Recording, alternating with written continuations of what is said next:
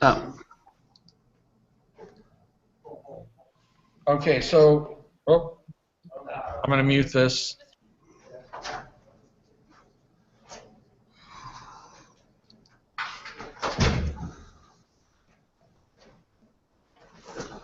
That's weird that I can't hear you.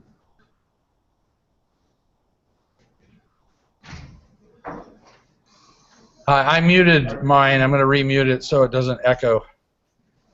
You hear me? This is Steve, Mr. New. Okay.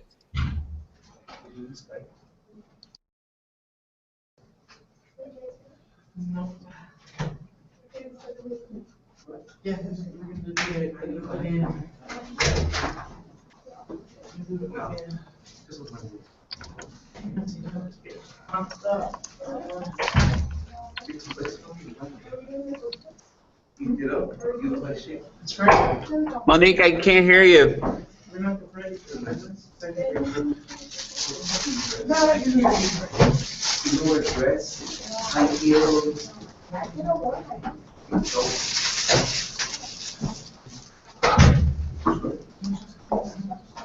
I know it's in like. Yeah. Yeah. Stand up. Holy shit! I'm talking.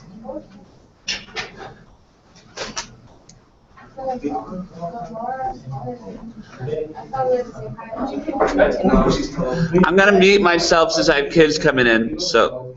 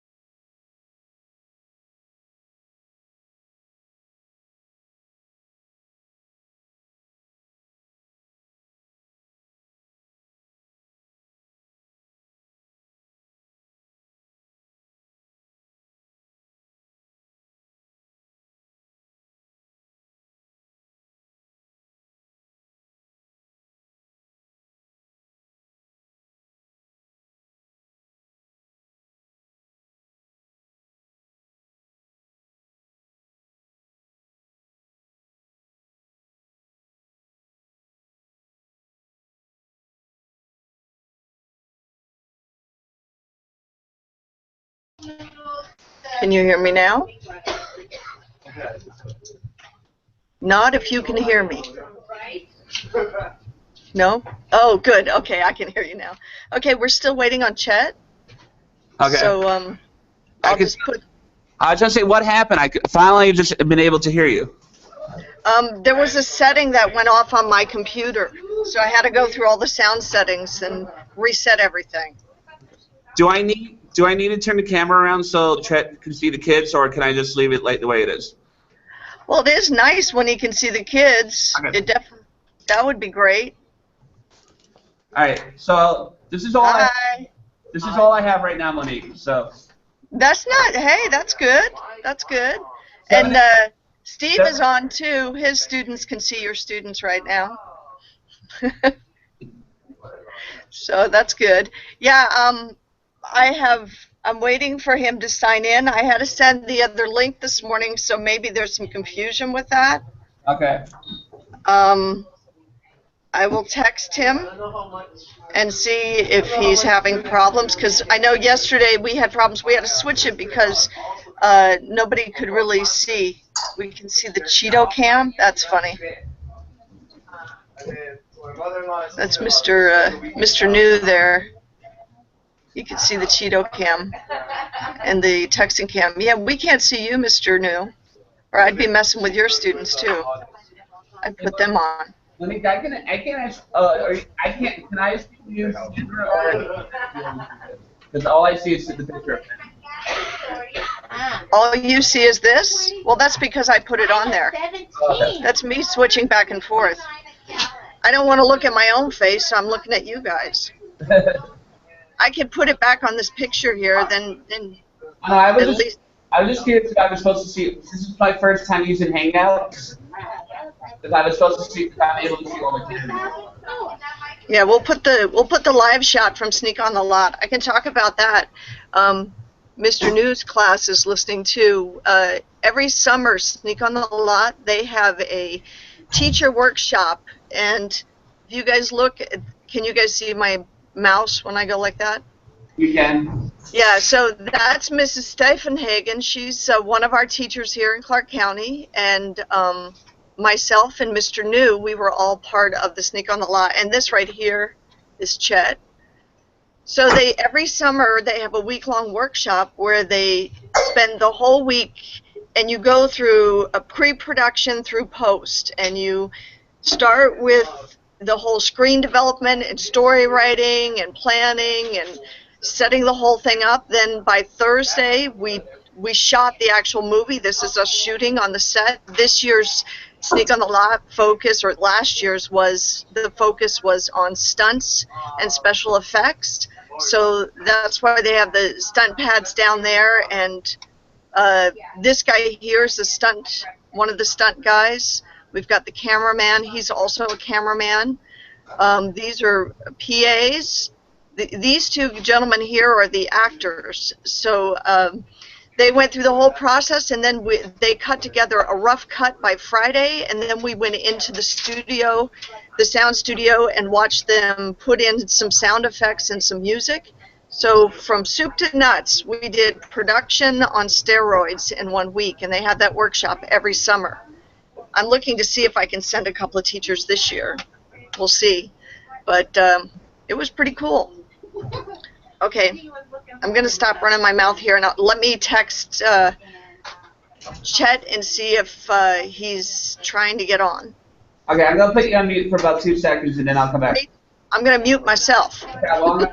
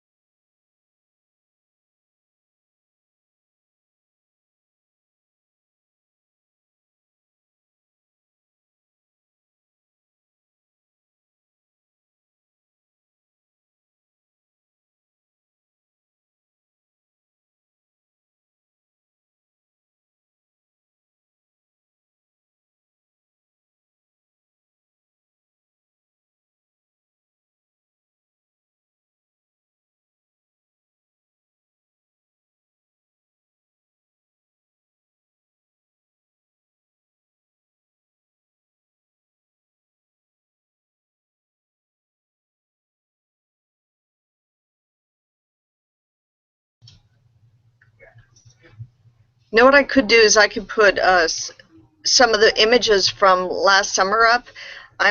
He hasn't gotten back to me yet, and I'm hoping that he may have gotten confused with the 7:30 because yesterday we started at 7:30. So let me change the screen to at least some live shots from the shoot last summer. This should be more interesting than just one still shot. Hold on. So let me go off that one and get this PC. Pictures. Nope.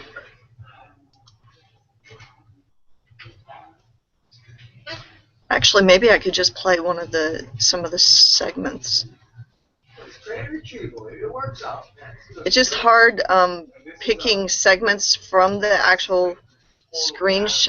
Here, let's go. Total screen. How many students? How many credits we covered? Oh, that's painful. Forget that. What report do I have to write? We'll just do the slideshow. Or is that almost? I just tell them what I did almost. I don't know how that. I don't know if John. Okay. Because I got. This is the whole cast. And where is Mr. New? Oh yeah, there he is. It's me and Miss Stephenhagen right there. And then we have Chet. He's the one that's going to be on today. And Darren Fletcher is he taking the picture? Nah. I can't find him in the crowd. Oh, there he is, right there in the center. Okay. So when you go on there, you also get to do some sightseeing. This is how we did production meetings. We got to we sit around a room and plan. You can see it's a really small, and you can see Fletcher's working on the script and some of the details while Chet is talking about some of the production stuff. Oops. Got to be on the right window to do that. This is actually while they're shooting. Next year, I want to have time to go. Still haven't heard anything. It's really quite interesting to see the way they set up some of these shots, like all the cameras and the lights, how they light it. There you have Chet and Fletch right inside the van, making sure that they have like a little handheld monitor that they were using to, you know, see the shot, see if it was framed correctly. This is the cinematographer, Stephenhagen. Ooh, look who's that in the background. Then they have monitors where they're watching the shot. I'll just let you guys look at it.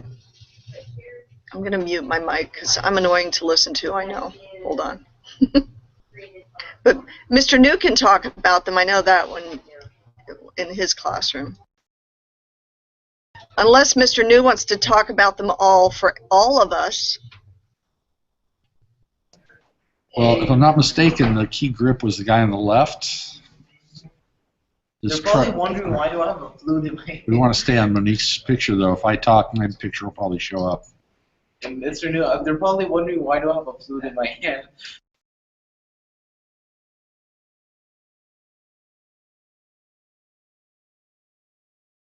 Isn't it locked off to my picture? No? Okay, are you still on Hold your on. picture? Yeah, hold on. I had just gone off of it to unmute my mic so I could see. Yeah, it's locked off on this picture, isn't it? Okay. Okay.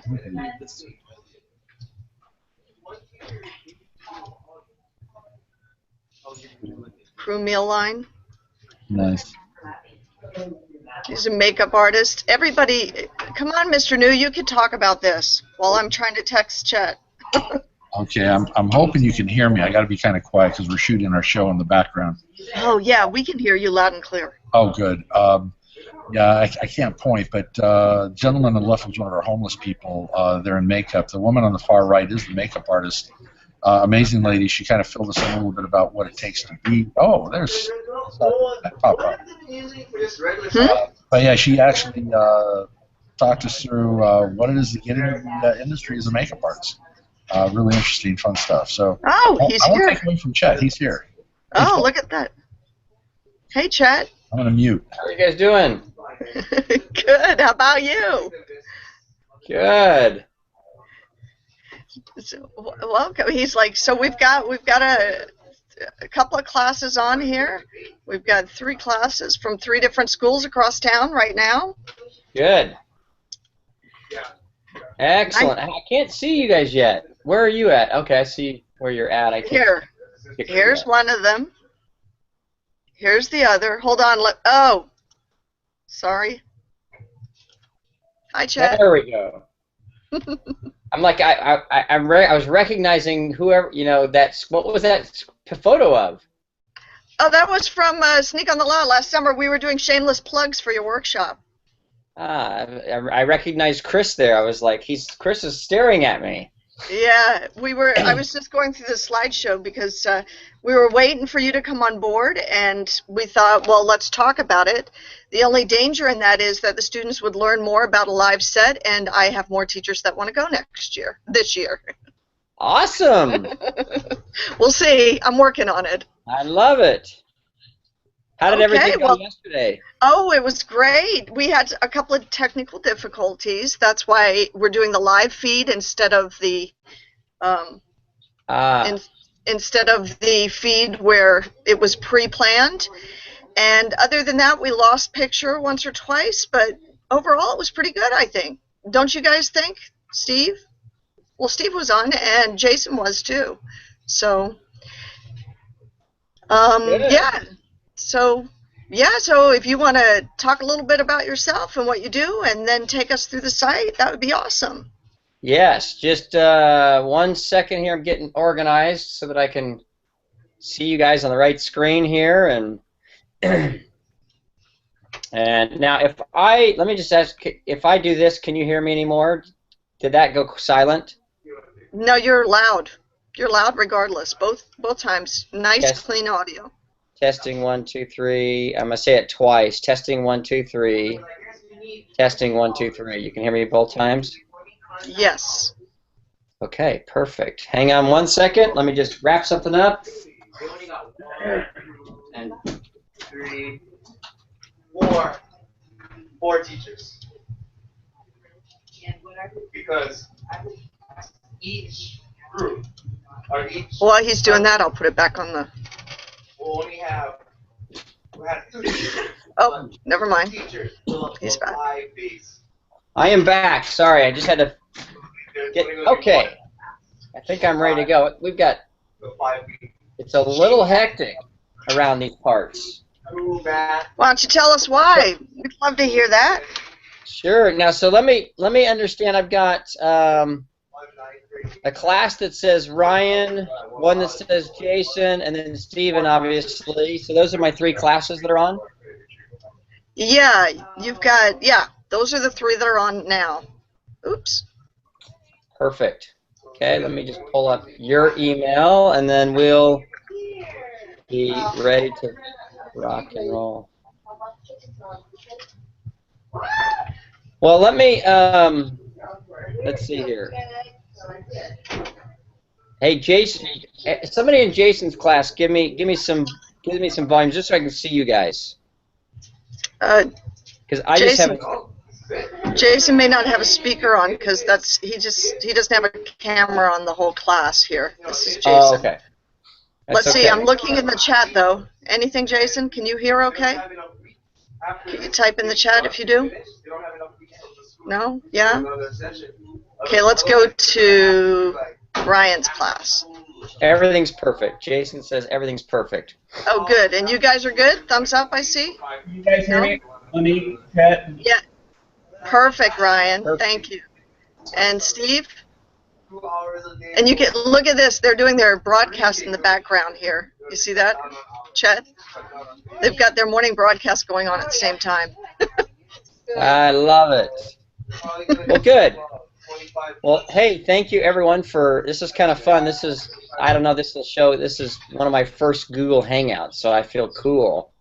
we're actually going to be doing a screening of the film that Fletch and I directed at Google on the 17th, at the 17th of May. So I'll have to let them know how this Google Hangout goes.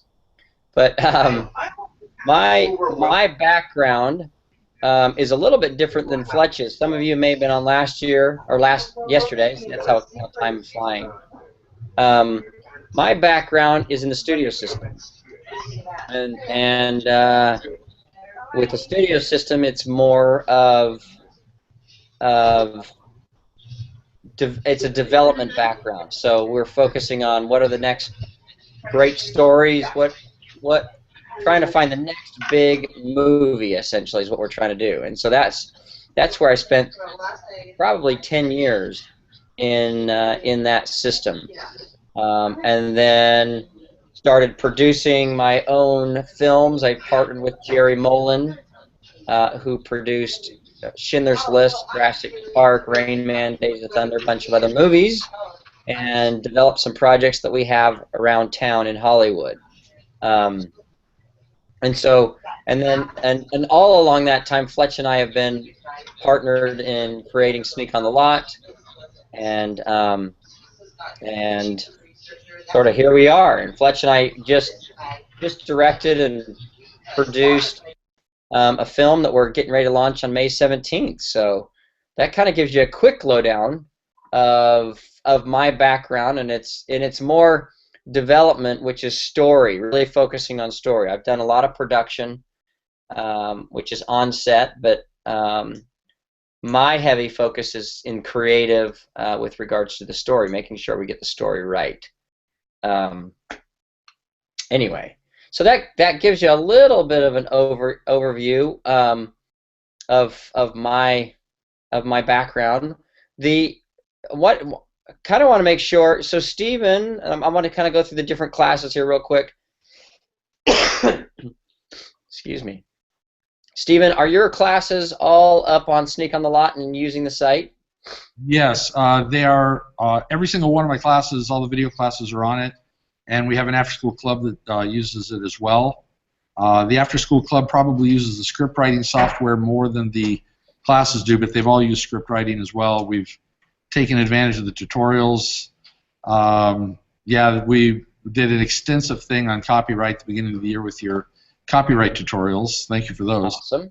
And yeah, and we have a student. He's not quite up here yet, but he's in the back. He's developed a mastery of having too much fun with the stock footage library. He's a master. He's turned into a master of the stock footage library. It's really funny, some of the stuff he's put together. That's awesome. Okay. Good. All right. Well, then let's jump to Ryan's class. Are you guys using the Sneak on the Lot?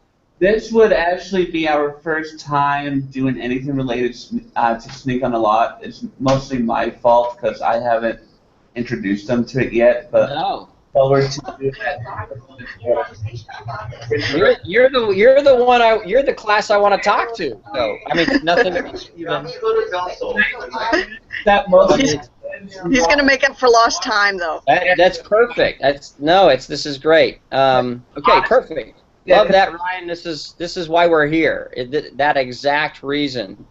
And then Jason, you may have to chat with us, or give us just a chat. But are you currently using the site or no? I'm just trying to gauge where sort of everybody's knowledge base is. We'll get just a quick response out of Jason. And then I see that Tiffany. We have Tiffany's class is now on board. Has just joined. Tiffany, let's see, where do I? And Tiffany, have you guys gotten signed in yet to Sneak on the Lot? No, not yet, because this is my first year teaching broadcast, and so we're really trying to get there. So we'll get there, but not yet. No, well, that's Tiffany. That's our whole reason for this chat today. So, and then we'll have some fun and we'll talk about other things. But okay, Stephen or Jason. Haven't heard from Jason yet. We never heard from him. But just move on. Oh, wait a minute. Hey, Chet, I wanted to say most of my kids are looking for a career in film, so this is a perfect introduction to it. Oh, that's Love Ryan. it. That's Ryan that says that. Good. I love it. Okay, so what I wanted to do is I wanted to now yesterday did you guys and Monique, you can give me a little guidance on this. Did you guys have the kids looking at the computer or just doing it, just sort of listening? We just had them listening. Fletch shared his screen. If you go to that green arrow, if you mouse over the green arrow on the left frame, Okay. that green arrow will allow you to share your screen. So you can pick up, you can just load Sneak on the Lot and sign in and then share it with the arrow, and you can talk, and I can swing back and forth. When you want to say something to them, then you just click on it again and it'll go off, and click back on it to put it back on. Perfect. Okay, so and this is mostly students that have not seen it yet because they weren't on yesterday. That's perfect. Okay. I love it. And if you talk about some experience and what some of the mindset behind it as you go, that's always good. Industry tips as you go. Okay, perfect. So let me share my screen here. I will share this screen right here. Okay, can everybody see that? Monique, does that come up? Yes, it does. Sorry, I usually mute the mic, so it takes me just a second to unmute it because it's really noisy here. Okay, perfect. Okay, so first of all, for our teachers and students who have not logged in, I want to give you this is awesome. So teachers, if the teachers could actually be on their computer, that'd be great. But because we want to go, you're going to go here and you're going to register. You're going to click the Register Now button. Now, students, make a note. This is where you will come to this website, which is ismfilms.com, and you'll click Register Now once your teacher has already registered. So I'm going to click Register Now. Now, there are two areas to click on. School registration, which is what your teachers will do. And then once your teacher has registered the school, you students will come and you will register as a student. You'll have to forgive me, I have a bit of a cough, and I'll try not to talk. My voice has been a little stressed. I've been talking a lot. So teachers, if you could just go, while we're talking, if you could go in and register your school, that would be awesome. And I think most of you guys are on now, right? Did you guys get all logged in? No? Well, just go ahead, walk through it. I'm sorry. Well, I won't take a lot of time with this, but I just want to make sure that our teachers, if you haven't logged in or registered your school, that you do this now. So once you put this information in, you'll just push Next Step, and when it asks for a purchase order, just put in there free trial, and then you can click through automatically, and then we'll get the notice and we'll get your school approved. Okay? And so for the students, everyone, once your teacher has done the registration, you'll have a school code, and every school has a unique school code. And you'll put in your information here, your name, email, and it has to be a usable email, and your password. You'll create a username for yourself and then enter your school code. Okay? You'll agree to the terms and submit. Okay? So that's critical that you get that rolling. Now I want to go through some of the tools that you have here, because and you guys have all been talking about copyright quite a bit, and that's one of the reasons why we created this website, because the trouble that you can get in, even as a student, if you're pulling music off the web, we had a school where some students were using some Disney music from Disney, and they actually, I don't know how far they went with it, but they actually sued the school. So we as students, we don't want to do that to our principals, right? And so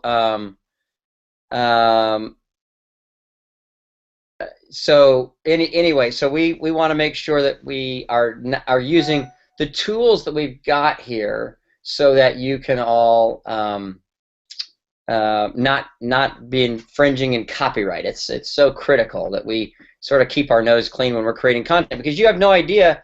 You may make a film that's awesome. You want to enter it into a film festival, and you put on some music that's that you don't have the rights to, and then that film festival will turn you down if you don't have the rights to it.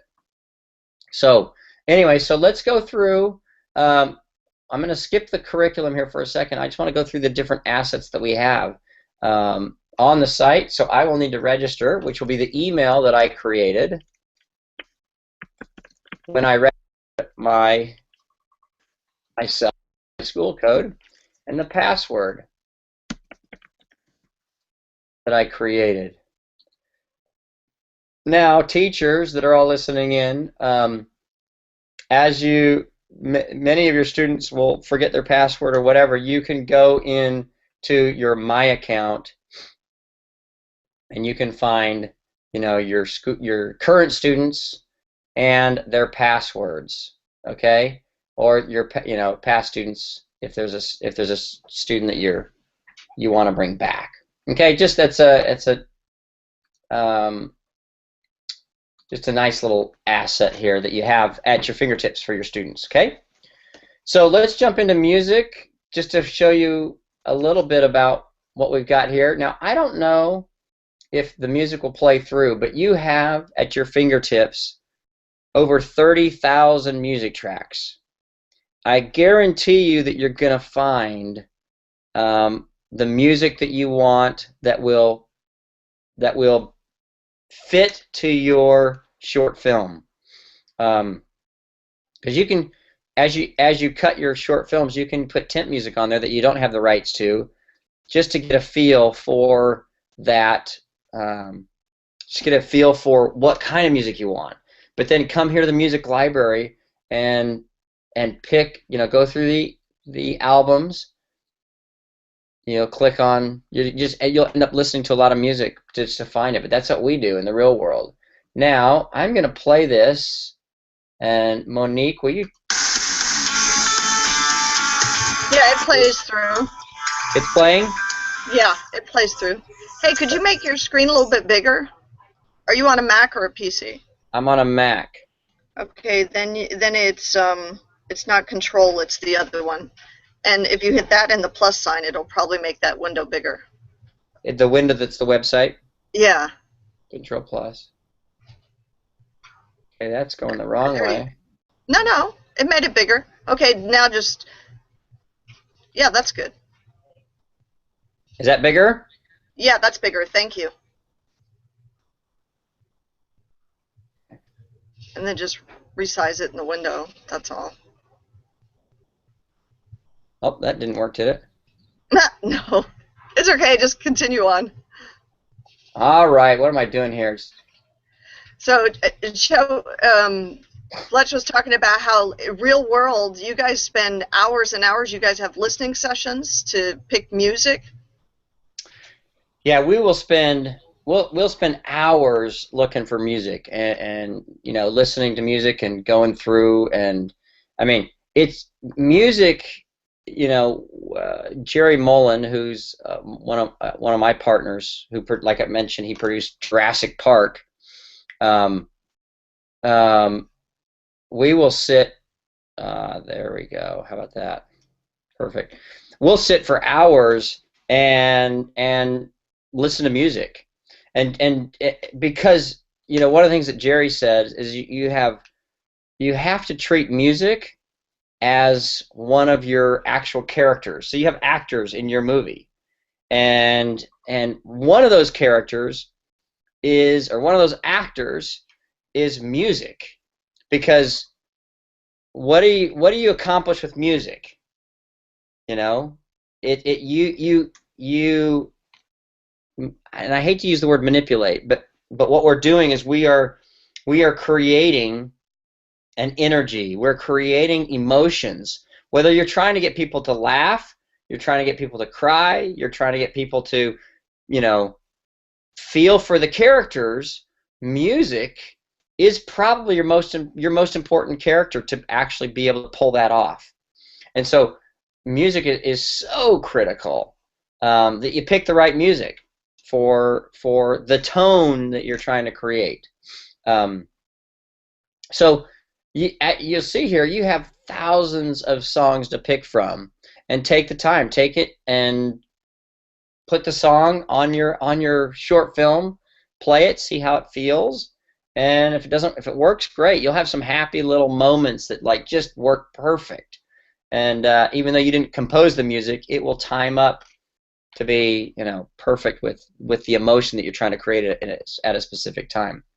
So once you find the song, so say we've got this song, To You, we love it. I'm going to click download that song. Now it'll ask me where I want to save it, and I will click save. So as it starts to download, Kelly, I will answer that question here in a second. Once it starts to download, you'll be given a music license. Now make sure you print this out and keep this with your short film, because if you enter into any festival, you need to have the rights. And this music license will be your proof for the rights. Now, Kelly's asking me, why did we decide to start this company? There were a couple of reasons. One is that we Fletch and I loved, working with students, loved the young, hungry filmmakers, and whenever we would talk to the young filmmakers, there was always a frustration that they don't have any music. So if their teacher's really good, the teacher will say, no copyright infringement in my classroom, and will require that all the kids use music that he had rights to. So the students would go to the web and find they would go to the web and find free music, and the free music is just garbage. So we would meet with kids wanting them to make great films, and they would end up not being able to do it because they don't have the right tools. So we put it together. The true reason why we started, well, that's a true reason, but another reason, and probably the most important reason why we started Sneak on the Lot, is we started it right after Columbine. And so the tragedy at Columbine, Fletch and I was working at DreamWorks at the time, and Fletch was writing and directing, and he and I got on the phone and said, man, that was crazy. What can we do to help give back? And we decided, hey, well, I don't know anything. I don't know how to do anything but make movies. So maybe by making movies, we can make a difference. We can have an impact, or we can reach the kids out there and help them to tell their stories in a creative way versus in the way that had happened then. And so that was really our genesis, and that was back in 1999 or whenever that was. And we've just continued to develop this website and add tools, and like the most recent one that we just added was stock footage. So anyway, that gives you a little answer, Kelly, to your question. So that's the music. Let's jump to the sound effects. Okay, go back to screen share. I took you off screen share. Oh, you did? Yeah, Oh, so yeah. that we could see you. Oh, I should be doing that, huh? I just bumped you right off. I should be my own switcher, huh? Yeah, but hey, I helped you out here. Okay, perfect. So now we're seeing it. Everybody see my screen? Yep, Monique, Yes, you got my screen? Yes, yep. So Thank you. we're jumping back to the website. So we have got a sound effects library. So Fletch and I, when we produce a film, we will go to Sound Deluxe, for instance, and they will design our film. And I'm going to tell a story. So watch this, Monique. I'm going to come off screen share. Perfect. See, look at that. Wow, look at you. I am You're my becoming own. a I'm pro. so talented. I never cease to amaze myself. No. So we went and met with one of the sound designers at the top company in Hollywood. And at the time, she had just done the sound design for Born Identity. I think it was actually Born Ultimatum, one of the Bourne movies. And she was talking to our group that we were there with, and she said that 95% of the sound in Born Ultimatum is completely fabricated. And they've taken sound effects, designed it, made it so that it sounds like a cool movie, essentially. And so I can't stress enough how when you get your films done and you think you're done, go back in and add a whole layer of sound effects. If you have to do ADR, which is bringing your actors in, say you were out on set, and there's a lot of traffic going by. Well, you can't have a whole lot of traffic in your film or everybody's going to get bored and leave. When you're making your short films, you don't want anything to distract your audience. The minute your audience is distracted, you lose them. And if you lose your audience too many times, guess what? They turn off your movie. So you don't want to do that. So you may go in and do ADR, which is recording your actors' voices. It's funny. We were the film that I did Take with Minnie Driver and Jeremy Renner. Do you guys all know who Jeremy Renner is? Yes. Jeremy Renner, he is in the Marvel. What's Monique? Help me. The Marvel series. Why am I? The big Marvel. The Not Captain America, but no, like the group of them. Yes, right? the group of them. Come on. He is the Archer. You got it? Who is it? The Avengers in my class. Thank you. The Avengers. He is the Archer, in the Avengers. So I was doing a movie with them, and now you cannot quote me with this, students. This does not get posted on social media. I won't give you too many details. Jeremy Renner was awesome. He was a pro, but he would have to come in and redo the dialogue for these dramatic scenes that we had done on set. And Jeremy was a champion. Somebody else we were working on that movie, I won't mention any names, was not such a champion and was not a fan of it. But we needed to do it to really sort of hone in the sound. Well, that's what sound design is all about. And it's a step that 98% of the students skip. And so it's a step that I want to sort of really challenge everyone not to skip because it's so important. So back to our backlot, and then Kelly, I'll get your question here. I will tell you about my documentary that's coming out, but let me just finish this here and let me know, Kelly, if I'm running out of time with your class, and I will jump to that documentary. Okay, so this is the sound effects library.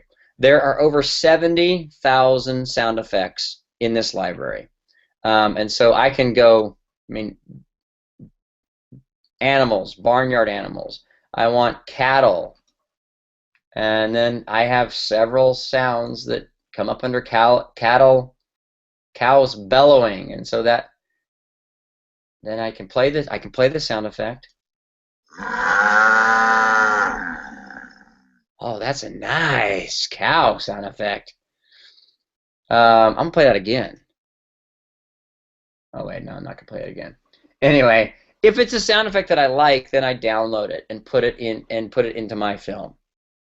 But you need to be layering in hundreds, if not thousands, of sound effects in your 10-minute short film. That's what makes a great movie. Okay, jumping off of sound effects.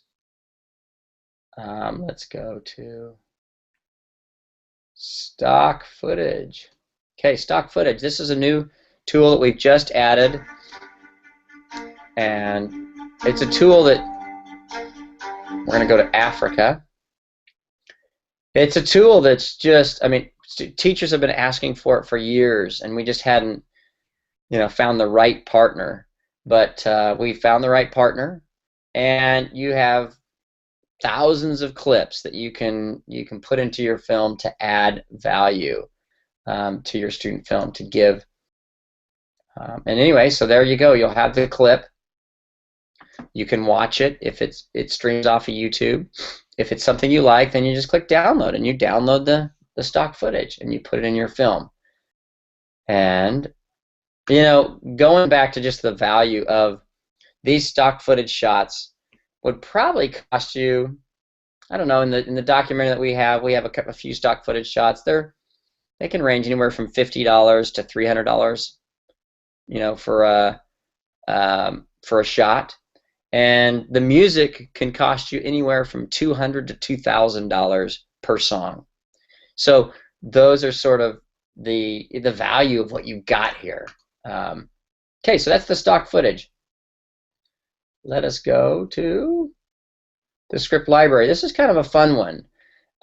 By a show of hands, and I'm going to toggle, I'm watching kind of everyone that I can see images. How many of you want to be screenwriters?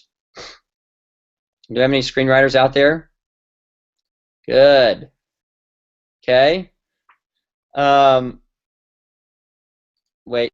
Give me those hands again. I'm looking in Steven's classroom. Screenwriters. Perfect. All right. So I want to know the gentleman here in the back left over there that was waving his hands frantically to be a screenwriter. You, yes. Can you turn your sound on, Steven? Tell me your name, or type it. Go ahead, come on in. Yeah, talk to him. Should I type it? No, just talk. No, just tell me. I'm Justin. Justin. Good. Okay. Now I'm going to go back to Tiffany's class, and the young woman that's right in the front right corner that waved her head. No, don't go. Oh, no, she's backing out of the screen. She's back in there. Tell me your name. Yep, that one right there. Her. Okay, come up here with me. This is Taj, and we have Fluffy in the back who wants to be a screenwriter too. Perfect. Fluffy, raise your hand. Come up here. Good. Okay, so we have a few screenwriters. Now, let me give you a tip that I'm going to jump off of. Let's see here. Am I back to me? Let me give you all a tip. Now, this doesn't matter if you're a screenwriter, if you're an editor, or you're a director. The advice is the same, and the advice is. But I'm going to use screenwriting as an example. And if you want to be a screenwriter, there are two things that you should be doing. One is, going back to Steven's classroom. Any idea what those two things are?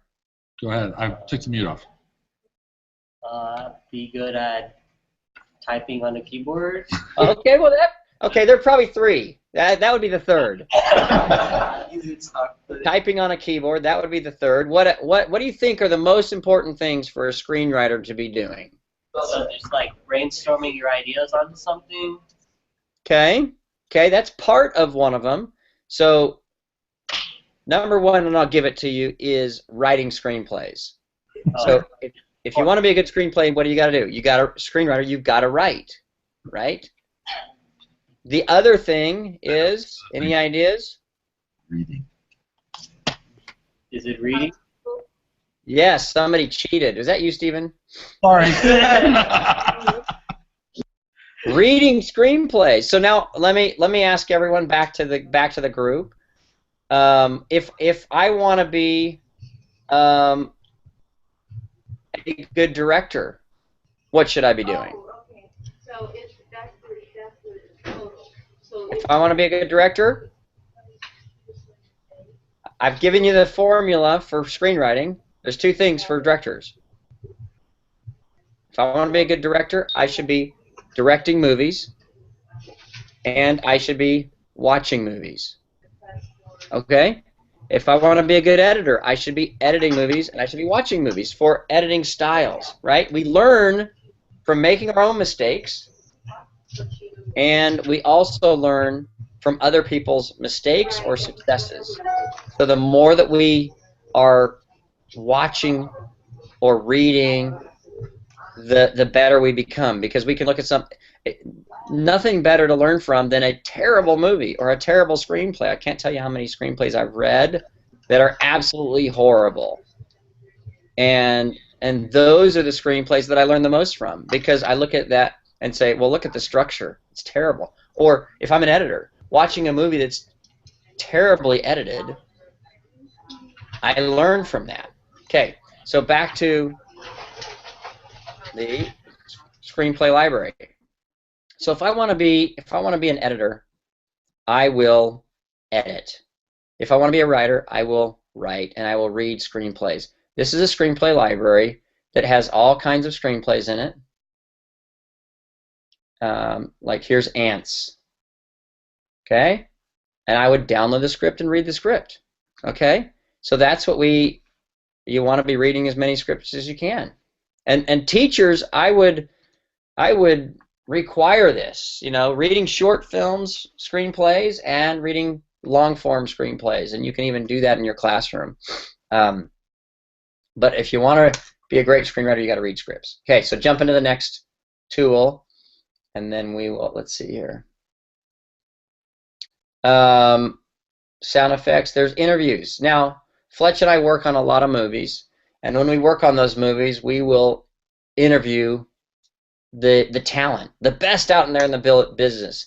And so what we've done is we've assembled an interview library of these interviews. So when I worked on Minority Report, who was the cinematographer? The cinematographer was Janusz Kaminski. Who's Janusz Kaminski?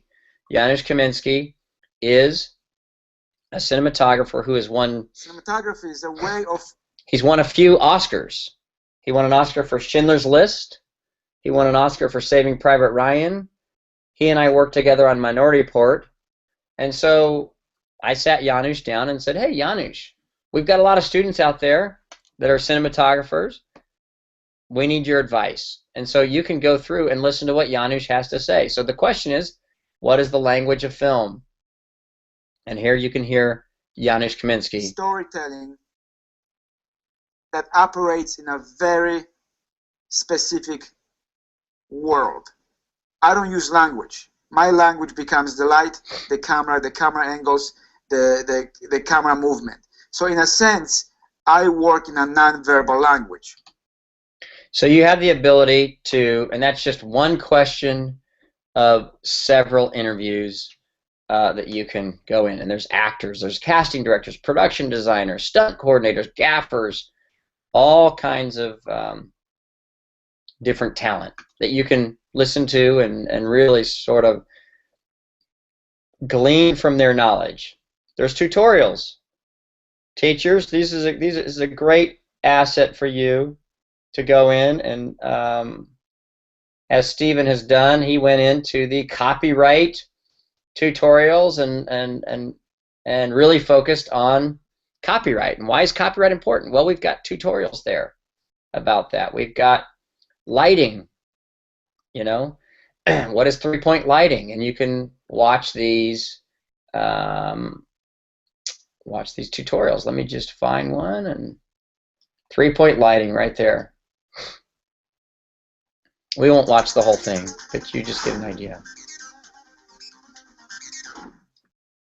In this section, we're going to talk about three-point lighting. Now, for our scenario here, what we've done is we've basically set up a corporate industrial typical office situation. We have So he goes into three-point lighting. An awesome asset. Now, let's see, that's kind of one of the last things. There's a glossary. I won't go into that. It's just a glossary of terms. What in the world is a C-47? That's kind of my favorite one. Oh, I know. Do you know, Monique? Yes, I do. What in the world is a C-47? A clothespin. I know. There you go. It's a clothespin. Okay. So it's a whole, there's a whole, you know, list of terms, a C stand, and so it's important that as you sort of develop your skills as a filmmaker, that you learn the language and that you understand it. So there's your glossary of terms. There is some screenwriting software called Just Write It. Let's bring that. There you go. So we're going to just load up one of my documents here. I've got lots of test scripts.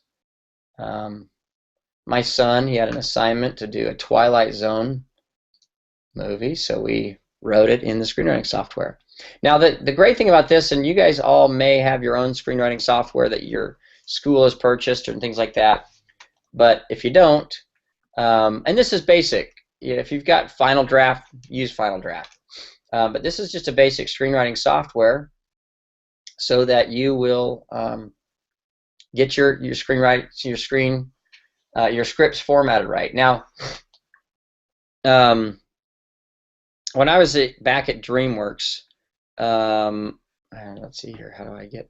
When I was back at DreamWorks, I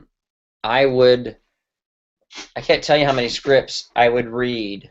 I was probably taking home 10 scripts a weekend, which is like reading 10 books a weekend. How about that for homework? So I would read upwards of 10 scripts a week, but I would look at them, and if I had 15 to 20 scripts, I would take and open it up and see, this script isn't formatted right. So what does that tell me? Well, this person probably doesn't know how to write. So I'll take that one and I'll put it at the bottom of the stack. I won't throw it away, but I'll put it at the bottom of the stack. So by the time the weekend's over, if I haven't gotten to all 15 scripts, then guess what? That guy's script or that girl's script doesn't get read.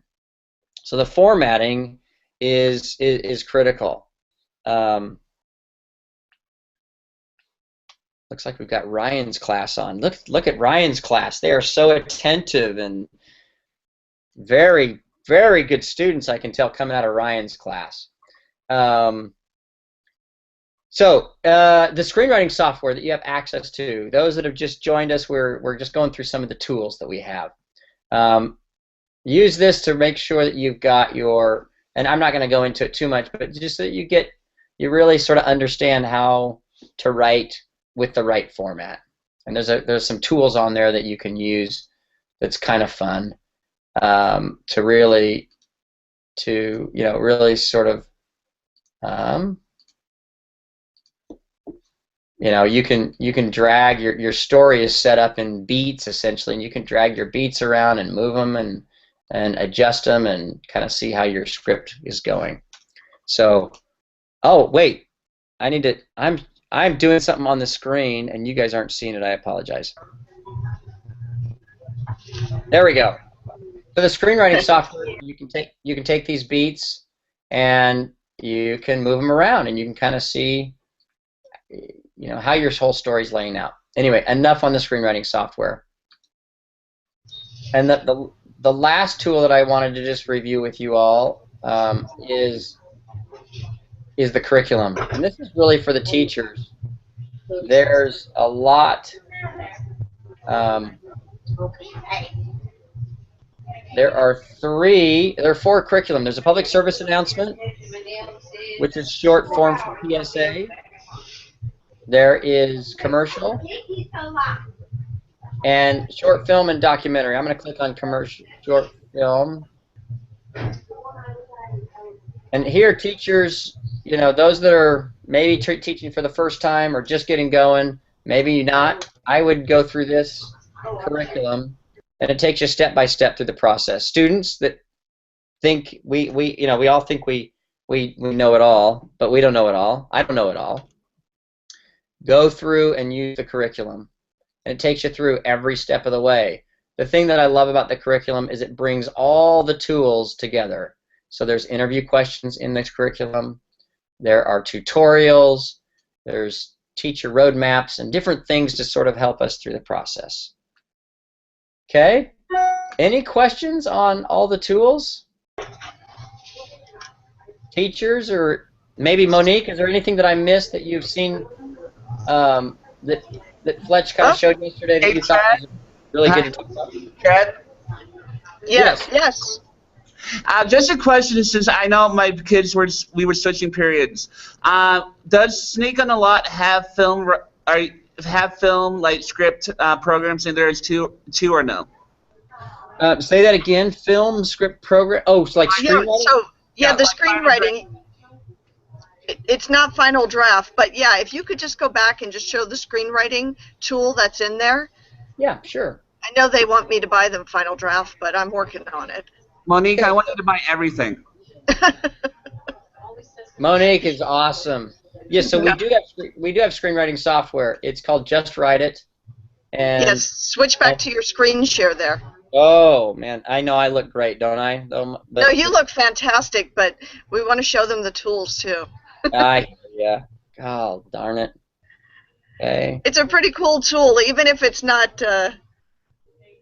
Yeah, he'll walk you through it. Perfect. So this is the screenwriting software that we have. You know, you can create a new document, load old documents. This allows your students to write in the classroom or write at home. They don't have to have the software on their computer. So the disadvantage, Final Draft is awesome. Final Draft costs about $400 per copy. Maybe it's cheaper for students, but the student has to have Final Draft on their computer at home in order to actually use it at home. Whereas this one, this is a more basic program, but we just wrote it for those two students and teachers who don't have screenwriting software. And you can use this. Students can log in, write their screenplay from home, and I write it in class and go home and write it, pick it up and write it just through the web browser. And show how you can toggle between those note cards and switch scenes and stuff again. Okay, sure. So, thank you. Yeah, so there's, a screenplay. This is what a screenplay looks like here, and if I want to, if I'm writing a screenplay, this is how I can write. I can also look at that screenplay from a different perspective. I can look at my beats, and I can take these beats and I can move these beats around.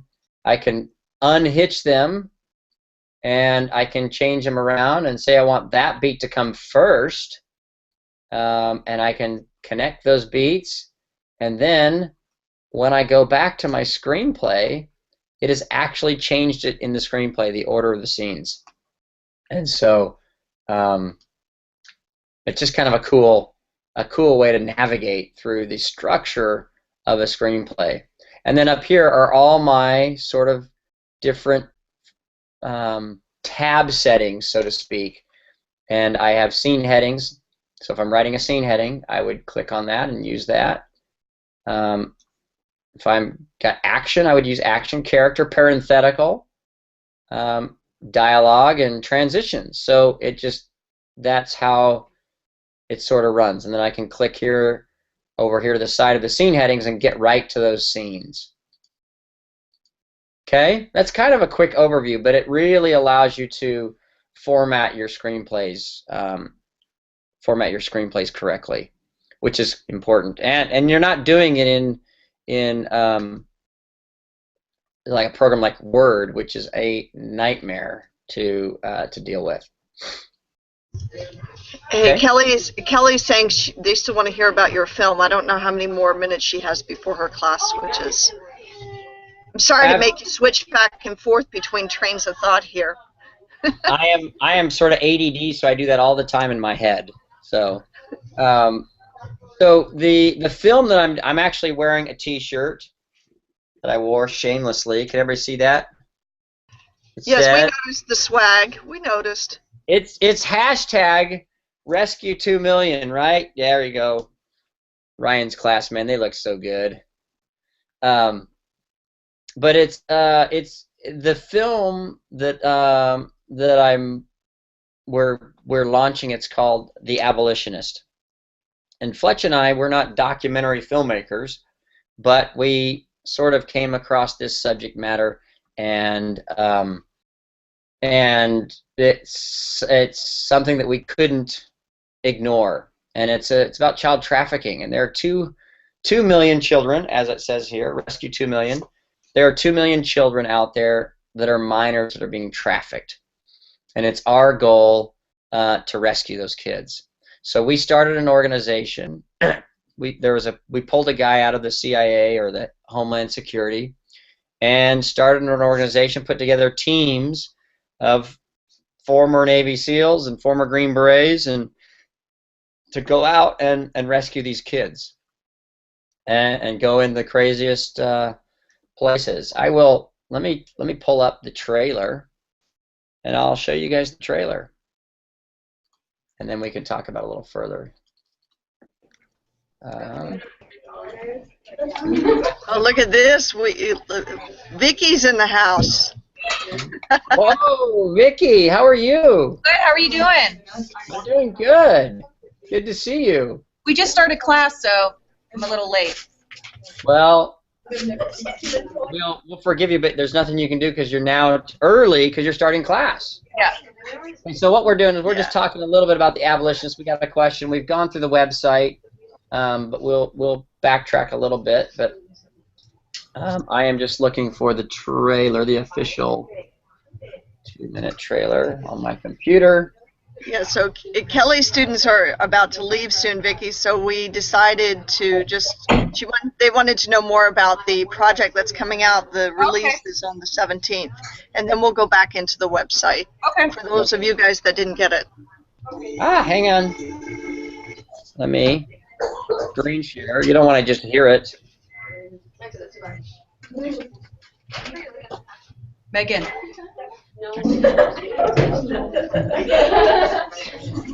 Okay, so if everybody could mute their computers for a second.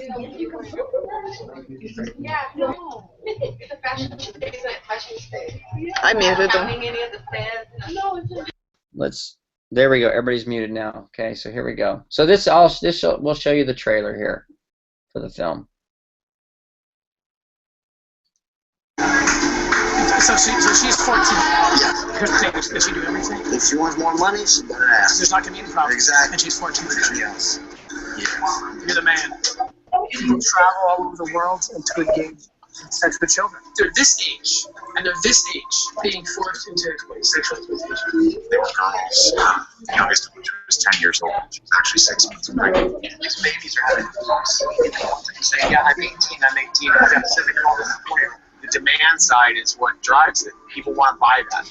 If me and my team don't find these kids and go for these kids, no one is going to. It's our job. We have to do something.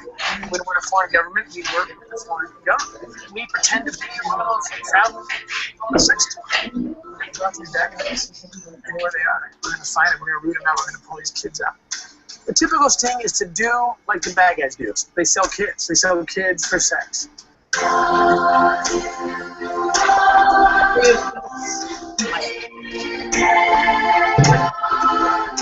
knew that night that the rest of my life would be spent rescuing and saving these little girls. Our best weapon is our stealthiness and our ability to really just trick the bad guys.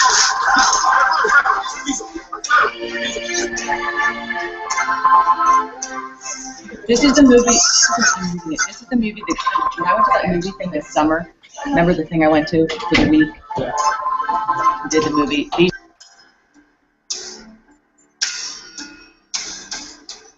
Good people don't know how vast this problem is.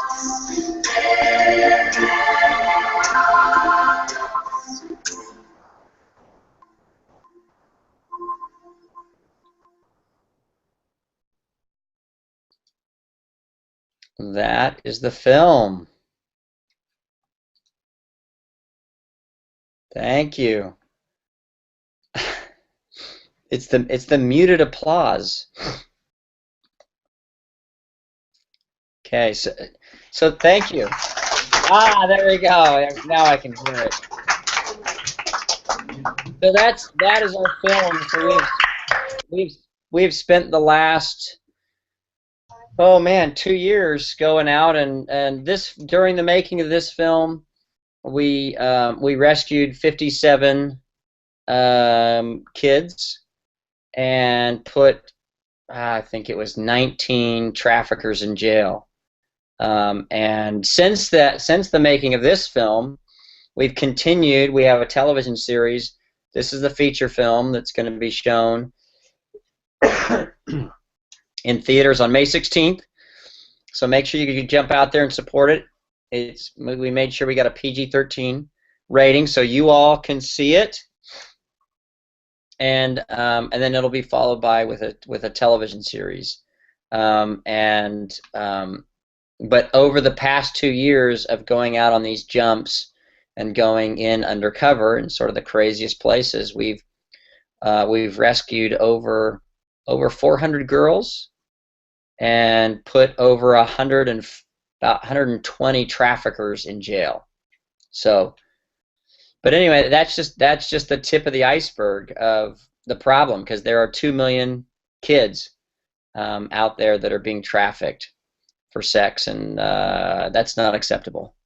So we put it on our shoulders to go out and tell the world about this problem, and so that you all stand up and say, this is not acceptable, and watch out for others, and anyway, building an awareness we feel like is what will stop this. What was the most challenging part of shooting something like that? So that's documentary style. So what things did you encounter that was difficult or easy or? Well, I think probably the hardest thing was, I mean, you saw the footage, and we're sitting at the table with traffickers. Well, if you're making a short film, you can have your director right behind you with a camera, and you can have another camera. Well, where we're going is we can't do that. So that was probably the biggest challenge. So we were sending out, these Navy SEALs and Green Berets out there, strapping watch cameras on them, glasses cameras on them, or a backpack camera on them, and they would come back. I mean, they're highly trained individuals, but they're not highly trained camera guys. And so they would come back after going out on an op and doing a meet with traffickers, and the watch camera never got turned on. Or the sunglasses, he's like looking off this way the whole time during the meet. And so they would come back and they would have no footage. And we were like, what? We can't, first of all, we can't make a movie that way. But one of the other reasons why we were out there capturing all this footage is for evidence. So we turn a hard drive over to the judge and say, here's a hard drive with all the evidence. And what that does is it makes it so that these little girls that are being trafficked, they don't have to testify. And what happens if they have to testify, the judge will put them up on the stand, and then they'll get scared because the trafficker who has been, doing bad things is right there, and she's scared to death, and she will not say a thing. And so then the case gets dropped, and the trafficker goes free. And so this evidence that we supply makes it so these little girls and boys don't have to testify, and it puts these guys away for a long time. So probably the biggest challenge was, how do we get the footage we need for evidence and enough footage to make a compelling movie or a television series? So it was working out the bugs and the kinks, and then probably the second hardest, for all the editors out there, when you shoot a short film, you may have one camera and you'll shoot it several times. So you'll have several takes. You may have 2 cameras. At the most, you might have 3 cameras. Some of our setups, when we would wire up a house, we would have 20 and 30 cameras. So can you imagine being an editor, coming back, he's got 30 cameras that he's got on his timeline, and then we've got wires on everybody. So we've got, a microphone hidden under their clothing. So we may have 5 wires, mics, set up all around, so there may be 10 audio pieces or assets that the that we have for the editor, and 30 cameras. Talk about a challenge. And then on top of that, for the feature film that we did, we probably had, I don't know, over 1,000 hours of footage. Can you imagine editing something with over 1,000 hours of footage and finding the story? So it's kind of crazy. I'm going to show you something here. Just 1 second.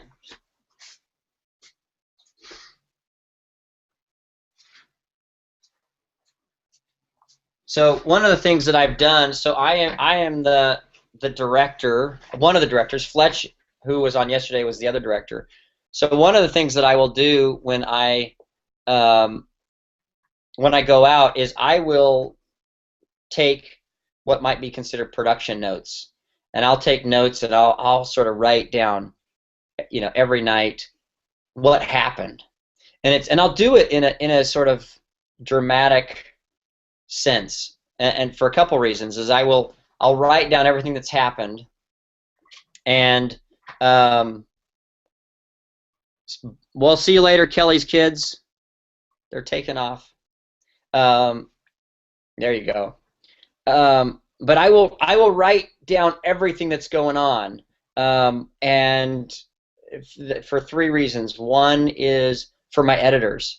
So we're out there filming. Who knows what we're capturing? But I will write down the story so that they know, the editors know what the arc of the story was when we're out in the field. So they'll take that. My editors will take that. They'll look at the footage, and I may not have captured that on film, but they'll know what the story is to at least start with. So they'll know the dramatic arc of the story. Second reason is I will send an email back to my family so they know what's going on when I'm out in these crazy countries. And then the third one is for my own posterity. And what I'll do, every country that I go to or every jump, I will buy a painting. And so here's a painting that I bought in Haiti. Can y'all see that? So that's a painting that I bought in Haiti, and then I would take the journals that I wrote, and I'll write them on the back of the painting. Can you see that? Wow, that's cool. Oh my goodness, that's all handwritten? Yeah, it's all handwritten. Holy smokes. So that's what I'll take and I'll keep for myself. So I've got several paintings that have the journals on the back of it. And now, jumping back to the most challenging part of the film was these highly trained Navy SEALs that we're sending out were not getting the footage. So I finally got fed up with it, and I said, forget it. Give me the cameras. And so I started to go in undercover. And so I've gone in undercover probably on 25 ops. And so it will sometimes just be me going in with an informant that has intel about where girls are being trafficked. And we will go in, and he and I will go in, and I'll be getting the footage and and the evidence, and he'll be sort of doing the negotiations and getting everything going. So anyway, that's the film. Any questions about that? You guys have any questions? Your students have any questions for Chet before he starts back in on the website? Come on. No? That group right there? You guys don't have any? Okay, that's okay. How about your group? No? Okay. Ashley's on board now. We got a couple of people.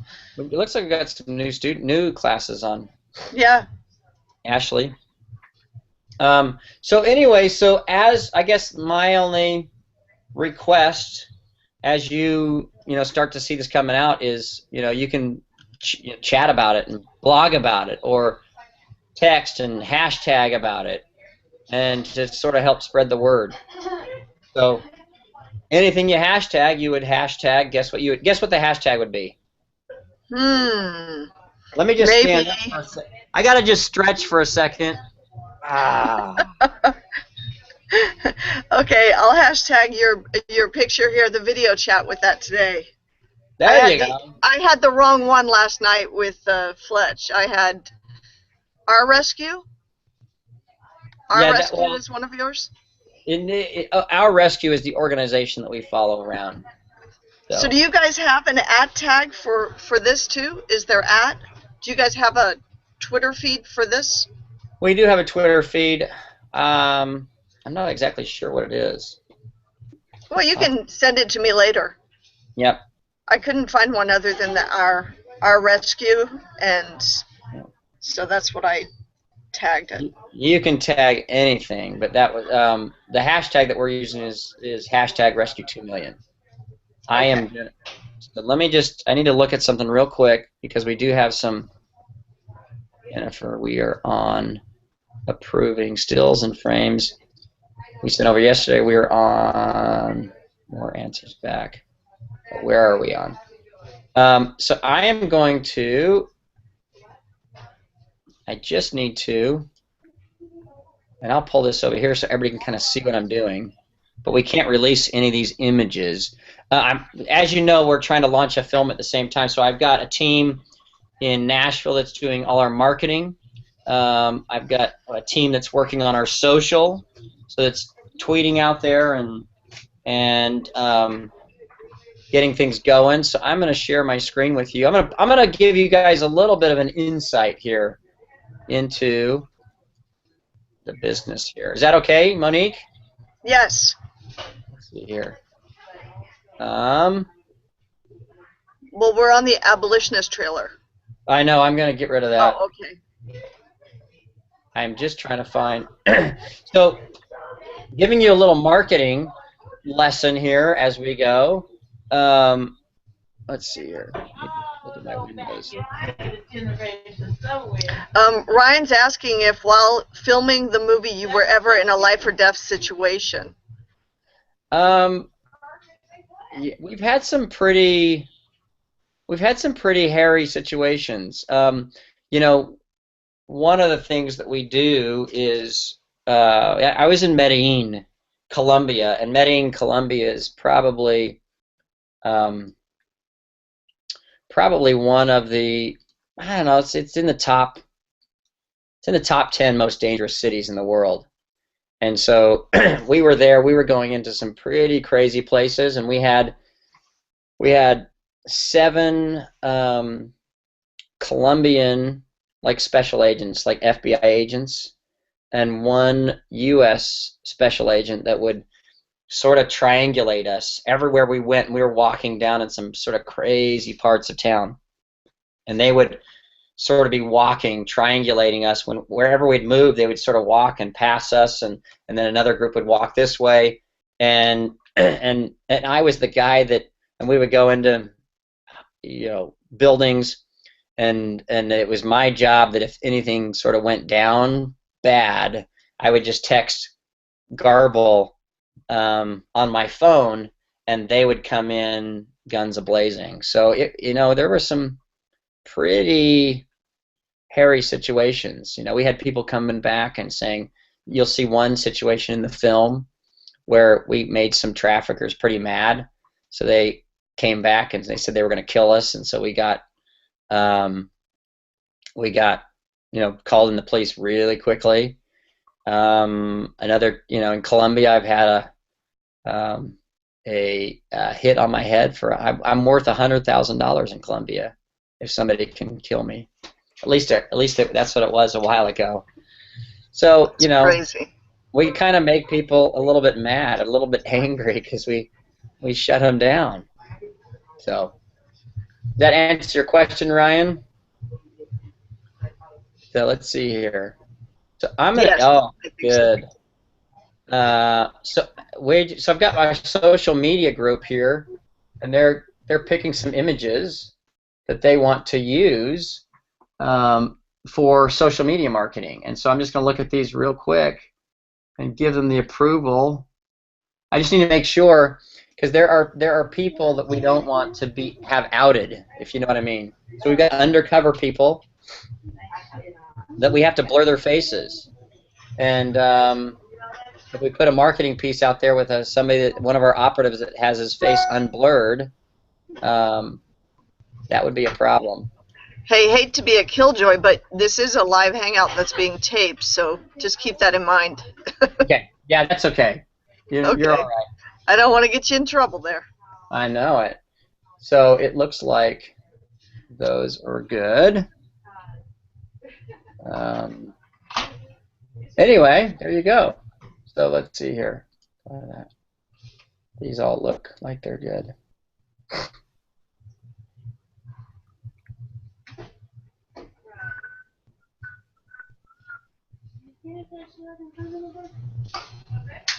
Looks like everybody's been blurred properly, and we've got. Hey, look at that! You were just a part of movie making. Wasn't that exciting? No, not really, right? Let's see here. Was that exciting? Whose class am I on? Is this Ryan's class? Give me some nice nods. Yeah, you got a thumbs up too. No, that was whose class am I looking That's at? Ryan's, and then you've got Kelly's here. Somebody's Kelly. There you go. Perfect, Kelly's thumb. Oh, she's got great thumbs. And then camera's not pointing at the students, but anyway. Okay. Let me just let me give the approval. Here we go. Oh, let's see here. Let's see. Now I'm moving all kinds of screens here and there.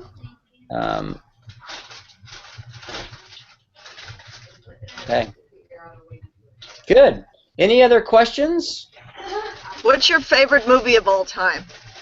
Oh man, that is and a why? tough one. It's a tough one because I have lots of favorite movies for different reasons. I think, you know, serious movies and like movies with a cause, and sort of social. Let's see, what do I have you guys looking at? Me? Okay. Probably, I would say for seriousness and for social reasonings, my favorite movie would be Schindler's List. For just fun and, you know, action adventure, Raiders of the Lost Ark.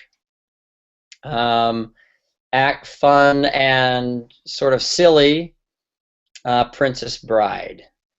I don't know, man. I have so many favorite movies. I mean, there's some great war movies out there.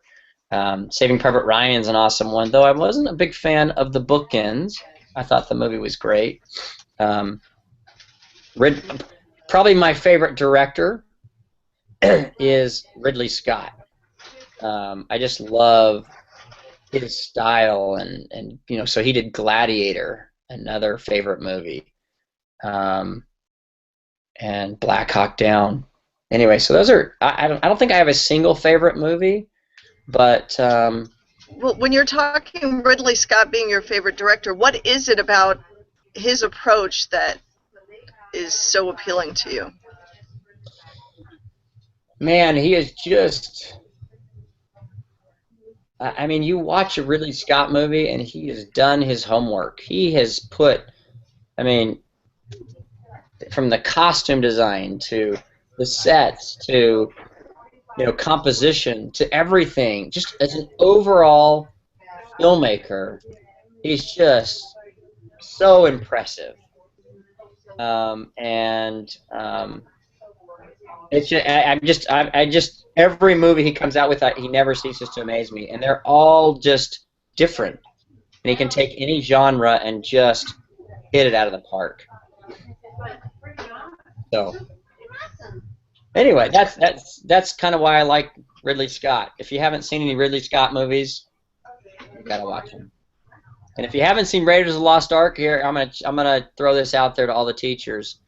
If your students haven't seen Raiders of the Lost Ark, if you go into the curriculum and you're using the curriculum, it's one of the movies that I suggest we watch, and watch it as a class and read the screenplay. And It is perfect story structure. So, anyway, I'm gonna do one more little quick thing. I'm gonna call Fletch, make sure he's approving those stills. Is that okay with everybody? Just do another glimpse into Hollywood. Isn't this exciting? It's not that exciting. Say hi. Hey, Fletch, we're just on a broadcast here talking to the students. You know, just say we're saying hello to Fletch here. But I just wanted to, I just got an email from Jennifer. I forwarded the email of all the screen grabs that they're using. They want to get approval from us. Can you, what's that? It looks good. Okay, I'll send her the approval so they can keep moving. Okay, thank you, sir. Back to the broadcast. Bye. Okay. Okay, will do. Okay, bye. All right. Hollywood in the making, right there. You've just seen it. Okay. The last thing that I'll tell you guys all about on the movie, and let me get over here to the screen share, is, you know, for some people it's a little hard. They think, I mean, the film is not, there's nothing in the film, I promise you, that you will not like. Since I only have 10 minutes left, one of my kids had a question for you. Go ahead. When did you realize you wanted to become a director? Oh, when did I realize?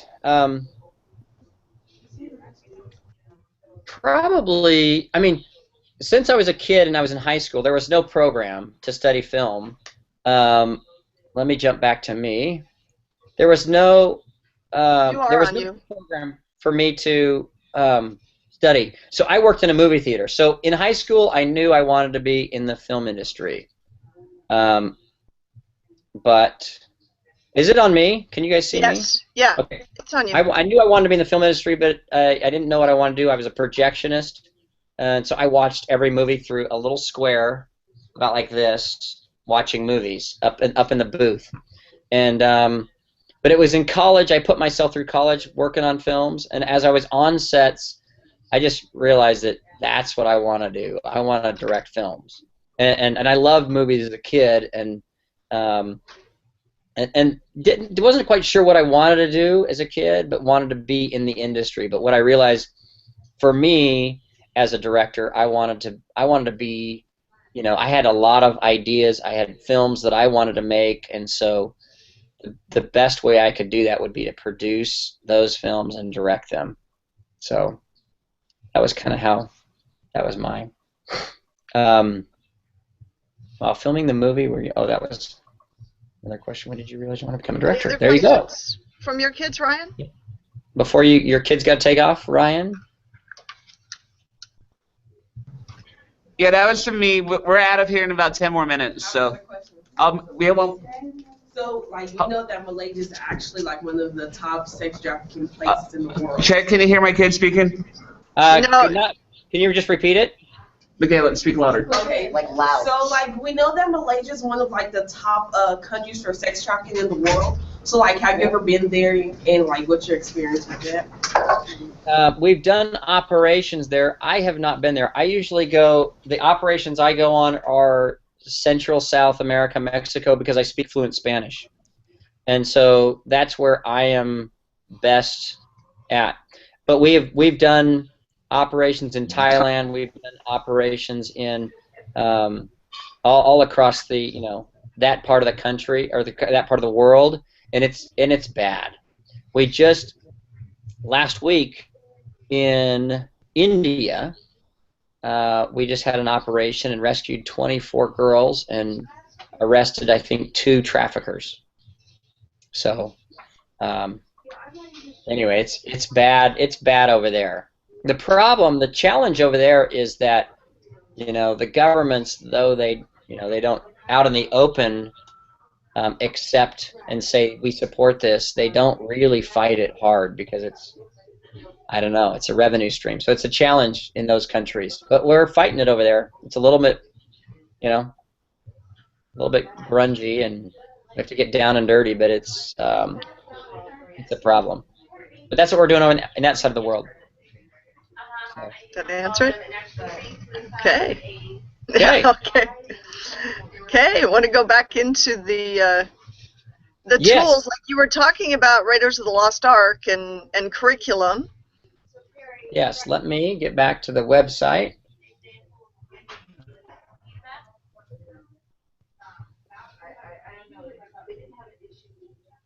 Oh, that's big. Okay, so let me toggle over here. How much? And then this screen session goes how long? Just so I know how much time I have left. I don't want to. Well, I'm kind of confused as to who's coming and going now, so I would say just start at the top again and go through it, and then because they're coming in at different times. Okay. Perfect. Can you see my screen? I can't no, see what I'm. You haven't clicked on the share screen yet. I did just Let's now. see if I hold on. Maybe I can. No, I can't do the share screen. You have to. I It's can the little do green it. arrow. Yep, I'm doing it, but it's not. Oh, did that work? Yeah, there you go. Wow, and it's huge now. Yeah, Let's if you go. hit that Command minus? command minus, yeah. Should do it. No?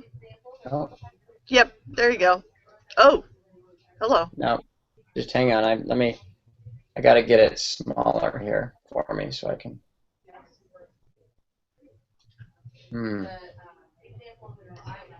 Actually, if you just widen out that would be good. Okay, whose student is editing their experimental films? Let's see. Oh, you're done at 8:50, so Ryan's done at 8:50. And Kelly has her juniors editing their experimental films. Oh. And we've got Ashley's now got footage up. Well, she's working on it. Yeah, if you just make this your window bigger. That's what I'm working on. Yeah, that'll work. It's weird. It's not allowing me to go bigger, but that's okay. I'll do this kind of stuff because I can't. It's not allowing me. The system is not allowing. Okay, but that's okay. No. Oh, there you go. That's good. There you go. I guess it was user error. Okay, so for the classes that have just come on, if you're not using the website yet, that's okay.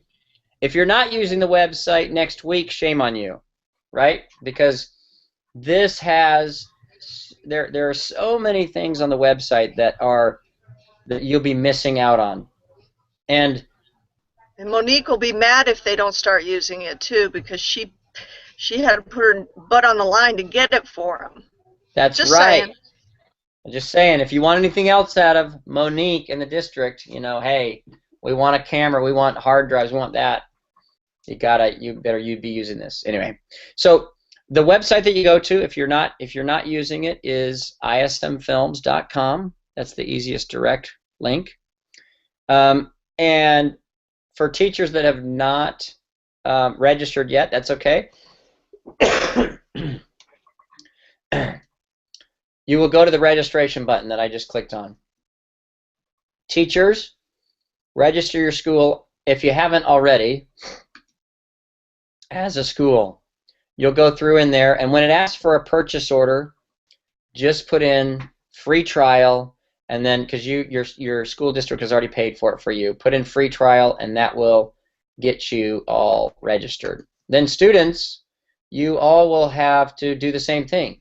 You will go to your Register Now button, and you will click on Student Registration.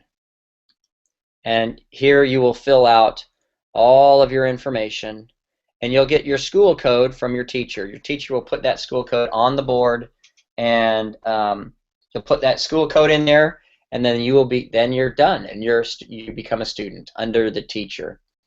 Now I'm going to log in. When you register, you will register with an email. So do that. You'll all have a password. Okay. Now I'm on the site. Now teachers, you have this My Account right here. And this My Account will, your students may forget their passwords, and you'll have current students, and this will show you where their passwords are. So if they forget their password, you can give it to them. Okay, these are all the tools that we have on the website. And we've tried to create all the tools you need to be successful in making a film. And these are the tools usually that that were missing in most schools that we would talk to. Fletch and I would go around and talk to students, and they would not have access to, for instance, great music. And so we went out and licensed from Warner Chappell Music their professional library of music, and you will be able, I promise you, you can find any type of music that you're looking for your film. There's over 30,000 tracks. Now, these tracks, if you went to go buy these on your own, you're out there making your own short film, you went to go buy these, it would cost each song or each needle drop, and a needle drop is every time you use a piece of music, it would cost you between $200 and $2,000. So this is an awesome asset. And so all the songs are listed here by title. That won't really make any difference to you, but you click on them and it will load the song up. As it loads the song up, you'll have the ability to listen to that music. And if you like it, then you download it. Let me just play this song for you so you can kind of see or hear the quality of music that you have at your fingertips.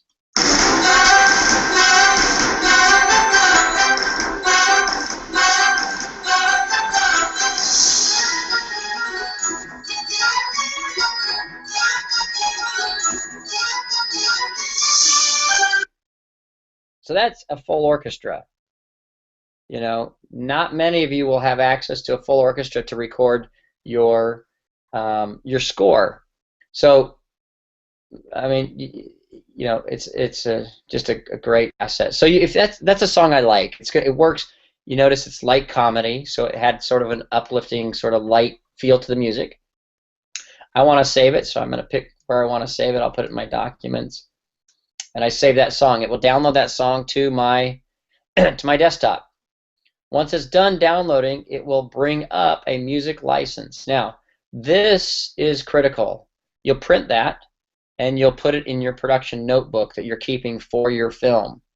And let me just switch back. Your production notebook is important, and you've got to keep all of these things in there, because one of the biggest things that happens, or the biggest challenges out there, is you'll go out, you'll go on the, you pull your CDs out or your DVDs or your digital downloads, and you'll put music that you don't have the rights to in your film. And the minute you do that, you are infringing on the copyright of someone's music. So you don't have permission. And if that in fact happens, you can be sued, or your school can be sued. So that's why copyright is so important, that we're focusing on not I mean, putting someone else's music in your short film is just as bad as going on the web and taking somebody's research paper and submitting it as your own. I mean, that's something that we all understand as students. Like, okay, yeah, we can't do that. That is plagiarism. Well, this is, copyright infringement is just as bad. So you have to be really careful. You can't do it unless you have permission. Now, you may have a song of, from Imagine Dragons that you really like, and you write them a letter, and you get permission, and then you can use the song. But if you can't do that, then you use our music library. Okay? And there are 30,000 tracks. I promise you, you're going to find what you need. So music, that's the music library. Sound effects library. I shared a story earlier this morning that I'll share again. Karen Baker, she is one of the top sound designers in the world. And she, hang on just a second, pause for 1 second. It's an important email I got to just turn around and send the approval for those screen grabs that I forgot to do. See that? That's how producing is done poorly. I spoke to Fletch. We've reviewed.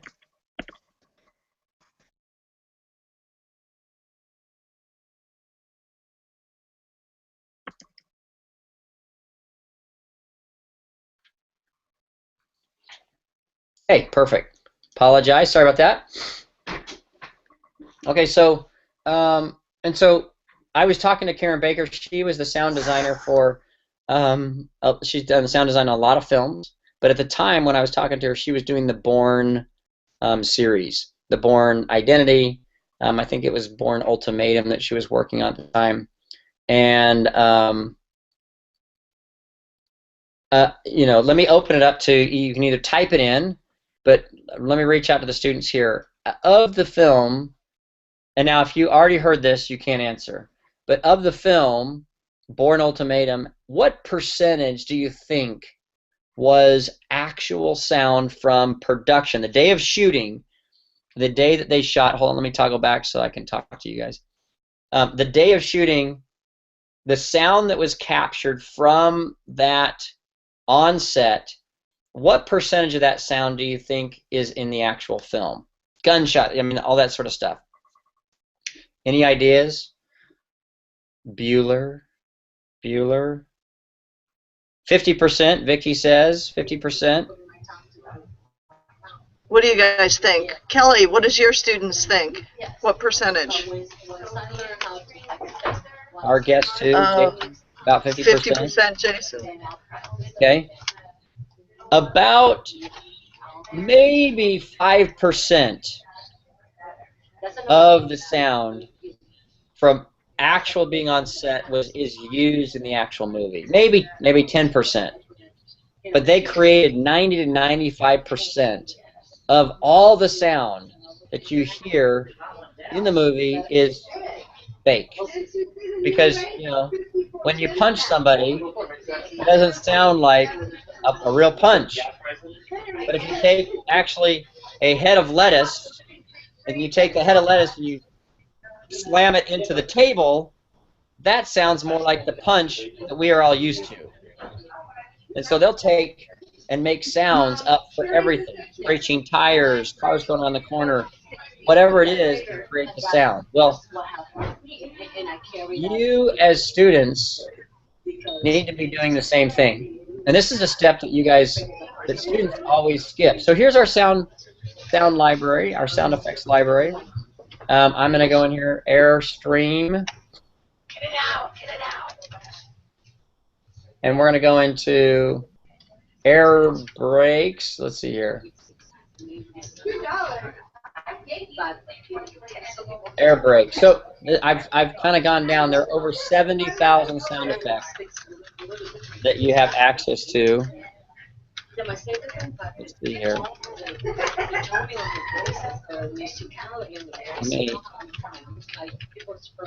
70,000 sound effects you have access. Kelly, would you mind muting your computer just for a second? Here, I'll do it. And then, so you drill down and you find the right sound effect. And here's a small air brake. So it loads it up, and I can play that sound effect. Oh, well, that's really quiet and small. Let's go fire extinguisher.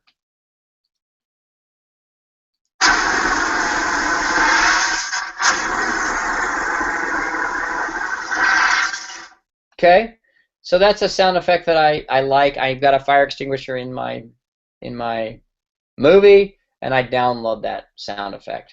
So you should have thousands and thousands of sound effects layered into your movies, just to make it sound good. Stock footage. We have a stock footage library.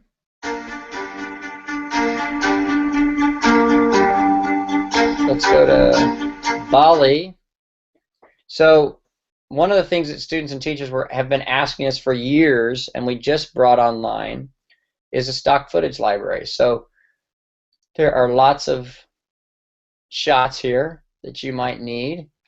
I need a guy in Bali carrying surfboards on a beach, whatever it is that you need. And you find the right shot and you download it. And this is another one that would cost you, I mean, the current movie that I'm working on, we probably have maybe 20 stock footage shots.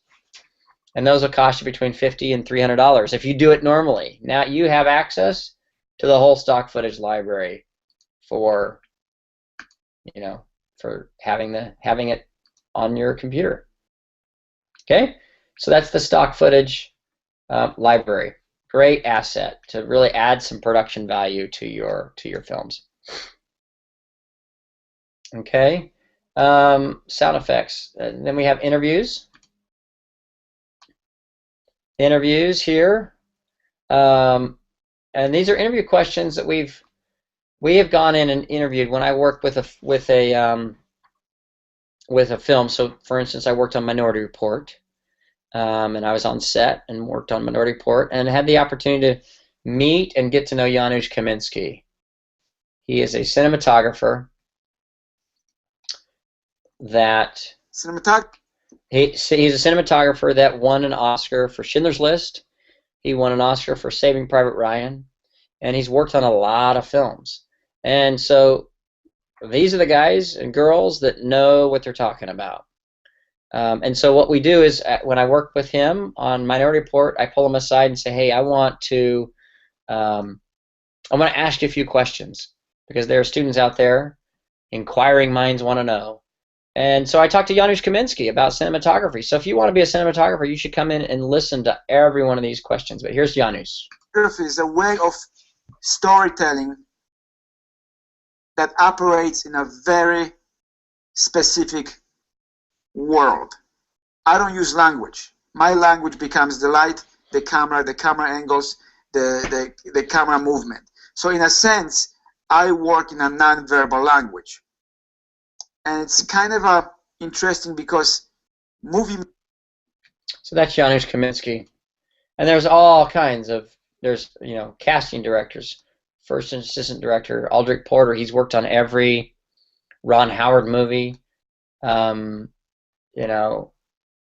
McDowell, he's a production designer, worked on a lot of Cat in the Hat, Minority Report, just a lot of movies. These are the top in the business.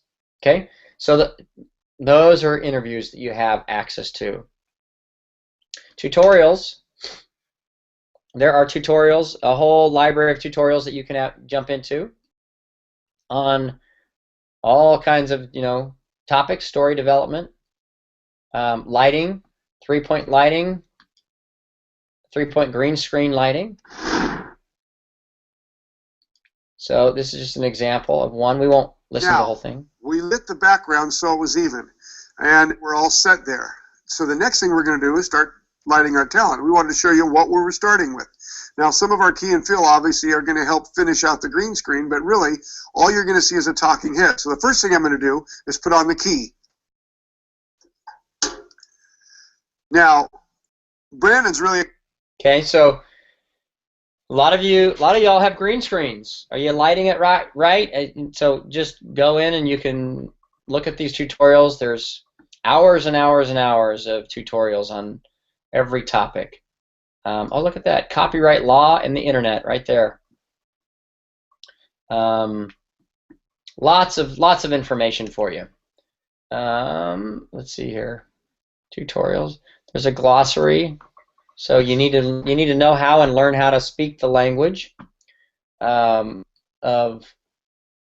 what's, what are some of the things on set, what's a day out of days.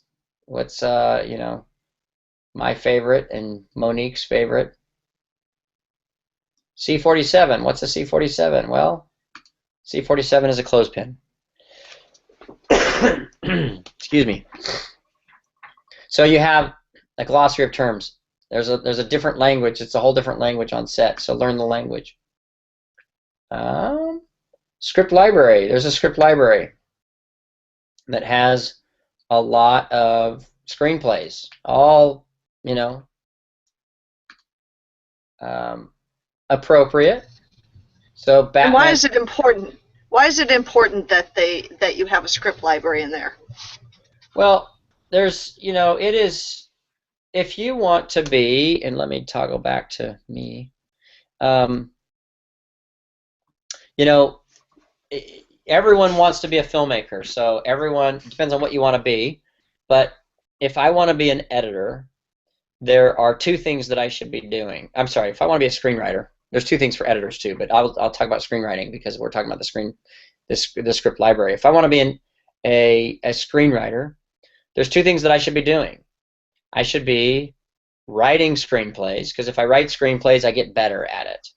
The more screenplays I write, the better I get, the better I become. And the other thing that I should be doing is I should be reading screenplays, because good or bad, if the screenplay's bad, if I read bad examples, it helps me analyze what I need to do to write a good screenplay. So the more screenplays I read, the better writer I will become. The more screenplays I write, the better screenwriter I will become. If I want to be a director, what do I need to do? Well, I need to direct movies. So I need to get out there, do it constantly, directing movies, or I need to be watching movies. Watch bad movies, good movies, the bad ones, like I said, just like screenplays. The bad movies that I watch, I'll learn from their mistakes. You know, that's the important thing, to learn from their mistakes. And don't make their mistakes. Or you'll, you know, direct a short film and you'll make a bad film. And you'll learn from your mistakes. So the more films you make, the better off you are. Okay? And that's why we have a screenplay library. You have Netflix for those directors out there to be watching films. Let me jump back to the tools.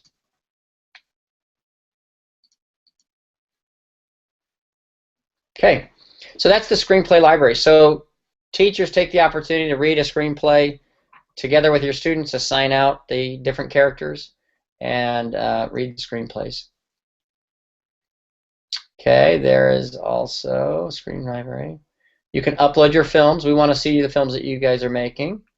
There's a theater. There's also screenwriting software. So the screenwriting software that we have, we created. Some of you may have Final Draft, or you may already have screenwriting software. And what I like about this one, it's a basic screenwriting software, but what I like about it is you students can write on this software, using the software in the classroom. You can write your script, and then all you got to do is log in at home, and you can be writing from home. And so you won't have to have, you know, the software downloaded on your computer at home. You can just write. It's all web-based. Okay. And so this screenwriting software, it formats it just like every professional software out there. And when I was working at DreamWorks, I would probably take home 10 to 15 scripts a weekend. And those aren't short films. Those are, long forms. They're 90 pages at the shortest. And I would have 10 to 15 of them to read over the weekend. And I mean, that's like reading 15 books over the weekend. Talk about a homework assignment. But so what I would do is I would take these screenplays and I'd open them up, and if they were formatted incorrectly, I would take it and stick it to the bottom of the stack. And if I got to it over the weekend, then I would put it at the bottom of the stack, and if I would get to it that weekend, then I would get to the weekend. If I didn't, then that person would miss out because they were their screenplay wasn't formatted correctly. Thank you, Monique, for getting me back to my face. It's so much better to look at than that screenwriting software. Hey, we want to see you when you talk. I know. I'll have to do that better. Okay, so now I'm going to jump back to the screenwriting software. Okay, jumping back to the screenwriting software. So it formats it just exactly the way it should be. And as you're writing, you will, you get to a new piece of the screenplay, and we'll just go down here, and I'm going to go up here, and okay, so now what I'm going to write is I'm going to write a scene heading. So where do I find that, and how do I get to the right? It has to be tabbed right. So there's my scene heading. I click that, and then I type exterior. It's already all caps. My computer isn't in all caps, but they're all caps. Exterior, Las Vegas. IGH. Okay. And then okay. I'm going to hit return, and it's going to automatically put me into the mode right here, action. So this is now it's going to be my action, and in a Google chat, I'd say, and then I'm going to hit return. It's still in action, but I want a character, so I'm going to throw it into character mode, and it tabs me over, and Hunter's going to speak. So I click on Hunter. I don't have to type it again. Click on Hunter, and it sets me up for the dialogue that Hunter says. Hey guys. Oops.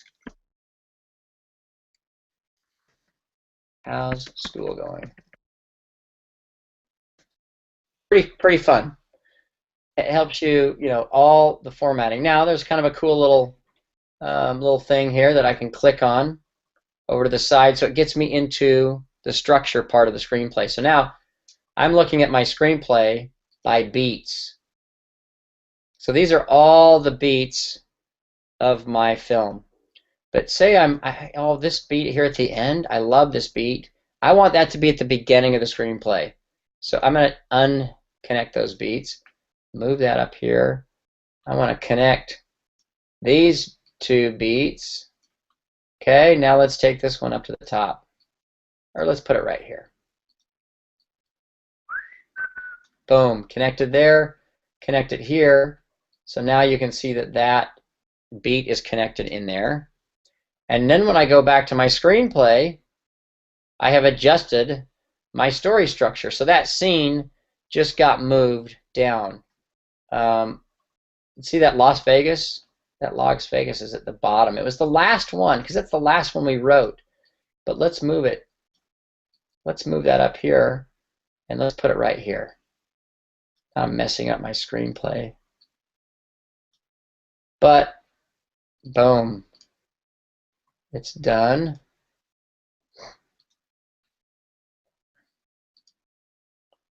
And Las Vegas is no longer the last beat in my screenplay, but it's where I put it. So if I were to go and find that, I would find that down in my screenplay. Okay? So that gives you an idea of the Just Write It software. Let me jump back to the curriculum, which is, to me, where it all sort of comes together. Where is that? Curriculum. In the curriculum, there are 4 curriculum. There's a public service announcement, commercials, short film, documentary. Let's jump into the short film. And this, for all you students and teachers out there, this is the process for making a short film. And if you would take this step by step, even though you are the best filmmaker in your school, and you know it all, trust me, I don't know it all. And so I would take and follow this line by line, exactly what I should be doing to make make a great film. And you'll notice in the curriculum, all the tools that we talked about come together here. Here's an interview question. Let's see. Those are interviews. Here's a tutorial. No, that's an interview question. But there are tutorials where we feel like the tutorial should be. We put them into a curriculum so that you know. So it kind of pulls all the tools together. I'm going to toggle back to me. Pulls all the tools together so that you have a whole resource of tools that you're pulling from out of that carousel of tools, and you are accessing, and we're sort of putting them together in a curriculum so that you can it sort of gives it to the content in an orderly fashion. Anyway, those are all the tools that we've created for you all. And remember, teachers, if you haven't registered,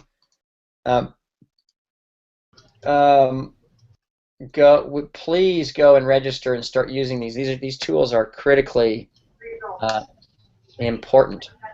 Hey, could you take them on the Sneak on the Lot too? Sure. That would be great. And somebody wants you to show them real quick how to sign the students up. Let me do real quick how to sign the students up, because we've moved Sneak on the Lot because we're bringing it down and we're redesigning it. Sort of so there's a direct link, and let me see if I can get that from Fletch. And Vicky's saying that they always have issues with the clips, downloading the clips. They'll download, but the format they can never open. What format do you guys have on the clips? Do you know? I don't know, but Vicky, let's get you after today. Let's have you and Fletch get on the phone. Is that okay? And let's figure that out for you. Because I think Steve's been using them, and he's got a kid that was just goofing off, or maybe not goofing off, but doing awesome work, using all the clips. So I believe he's the king of the library, they call him. The king of the library. So Vicky, let's get you and Fletch on the phone and just sort of troubleshoot that at the soonest.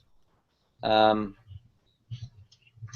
you have a direct link to the 2D site? And then we can go there. But let me go back to the registration question, because that's my favorite question of the day. If any teachers out there want to ask any question, that's my favorite, is how do I register the students? So teachers, you will have your Go back to your screen share. Oh, okay, sorry. Screen share. Thank you, Monique. You're welcome.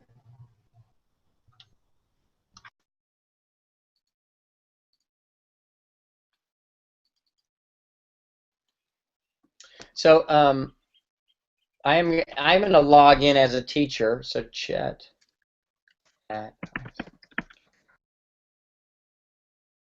Just log in, and I'm going to go to my account to find my school code.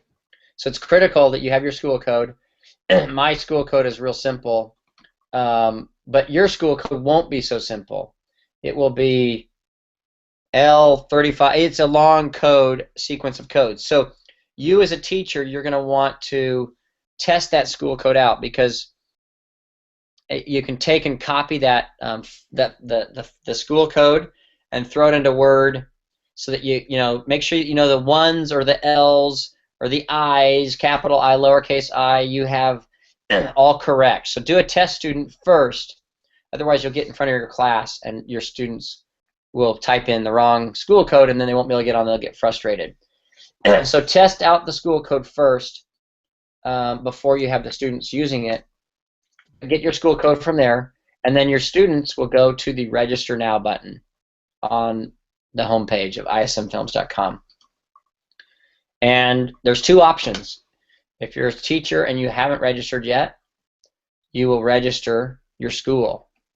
If you've already done that, then you don't need to do that. But just to reiterate, if you haven't done that, and when it asks for a school code, just put in free trial or something like that, and we'll approve you right away.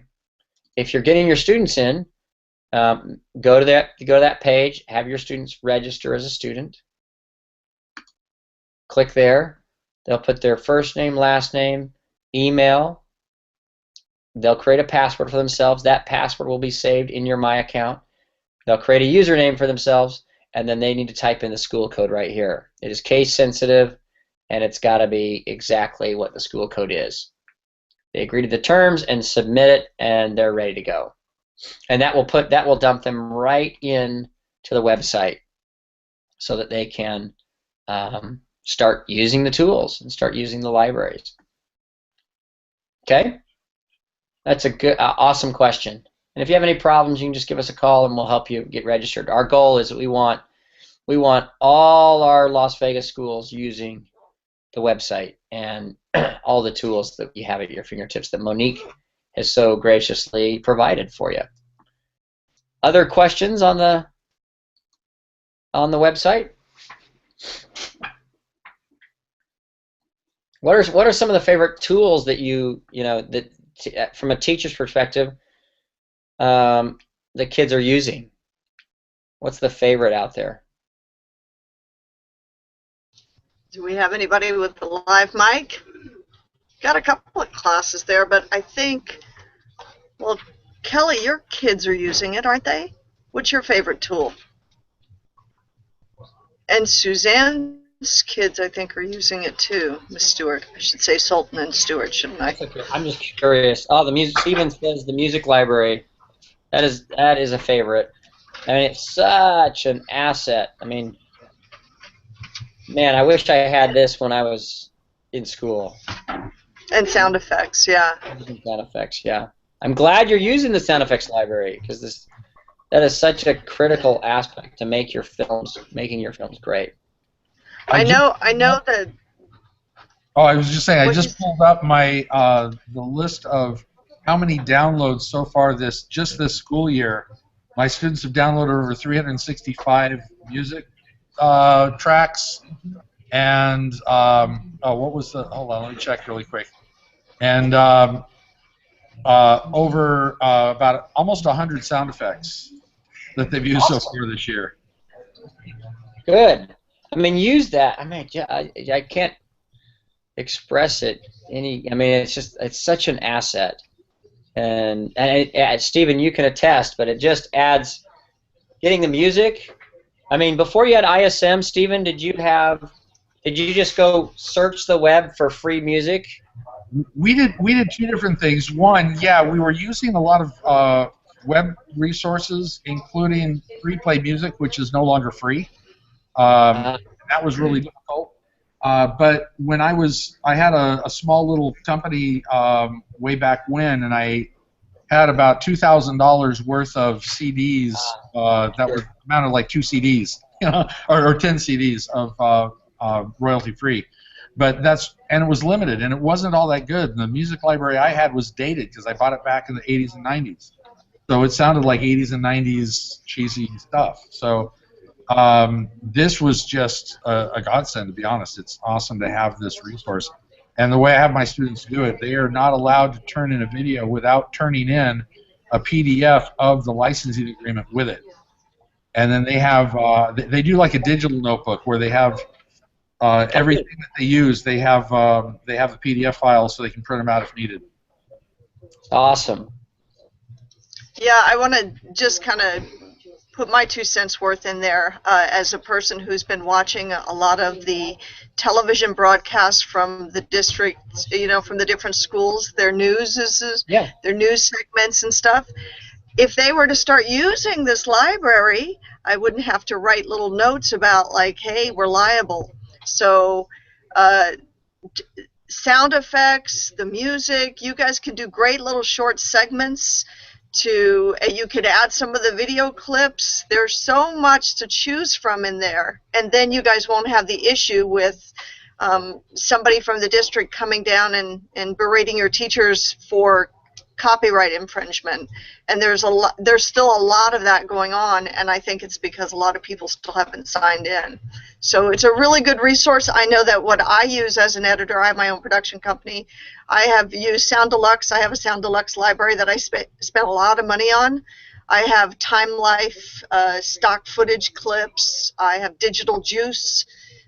video clips, effects, some sound effects. So yeah, as a professional also, when I worked in the industry, we used all libraries like this too. And then for the bigger projects that were a little bit fleshier, we would go to post houses and we would have music or sound effects created.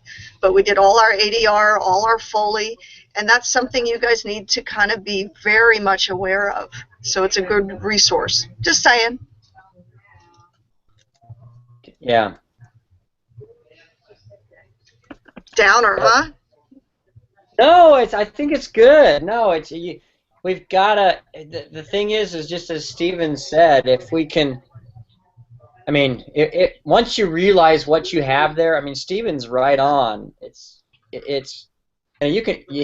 Steven has the old library, but it's all old music. Whereas the library here, we get updates from. We get updates from them every year, and they send us new CDs, and we continue to add those in. So I mean, it is an asset that's, man, it's that alone. If that's all you had, it would be worth it. So. So a little bit more. The group that's in here now, they didn't hear your background. So while you're on your beautiful face, why don't you tell us a little bit about your background in the industry? I will do that. Okay, let me just hang on 1 second. I got just another pressing issue here.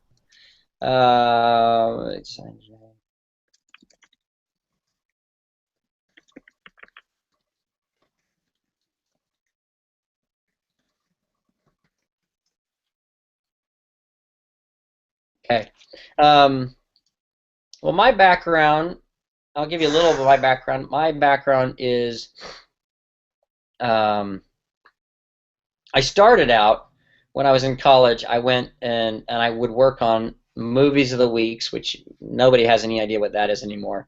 But like CBS and ABC, they would do a movie of the week, and it was like a Sunday night movie, and we would go shoot that movie. And when I was in school, those movies of the weeks, they came to my town, and I'd work on those movies of the week. So I got a lot of production experience to start out with. Got on set. I was a PA, production assistant, and got a lot of set experience. And that's how I put myself through school. I work on a couple of films, raise enough money to pay for a couple of semesters, and I'd go to a couple of semesters and then go back and work on films. And so I had a really great base of physical production, which I liked. And then I moved to Los Angeles and my goal was to work for the studio system. And so I didn't really know what that meant, but I got in there anyways.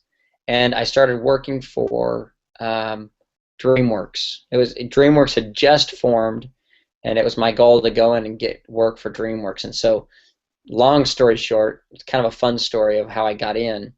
But it was just being tenacious. I got in and started working at DreamWorks. I started in the story department, and our job in the story department was to we worked with feature development, which was the core group that was finding the next big film out there. It was the group that was working with screenwriters, doing drafts and getting those turned in, and working with directors on production. And so we would take the story department, would handle all the logistics from a story perspective. So if a screenplay would come into an executive in feature development that they were considering that they might buy, they would send that script down to the story department, and we would make a copy of it and send it out to a reader. A reader would read it and do coverage and give a suggestion and send that back to us, while the executive took that screenplay home on his weekend read or her weekend read and would read it, and then they'd come back and on Monday morning after reading 10 scripts over the weekend and decide that this one was garbage, this one was great, and they would submit that into the team, the feature development team. So I worked for the story department, and we supported all of that. When Steven was Steven Spielberg was working on Saving Private Ryan. They were over in Europe shooting, but they were writing and making changes on the fly as they were going. Those pages would come back to us, and we would implement those. We would implement those into the script. And so we had this script. Let me grab one. Let me show you something real quick. I gotta grab it here.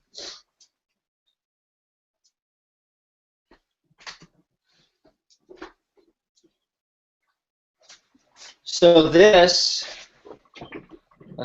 is a screenplay with the DreamWorks covers.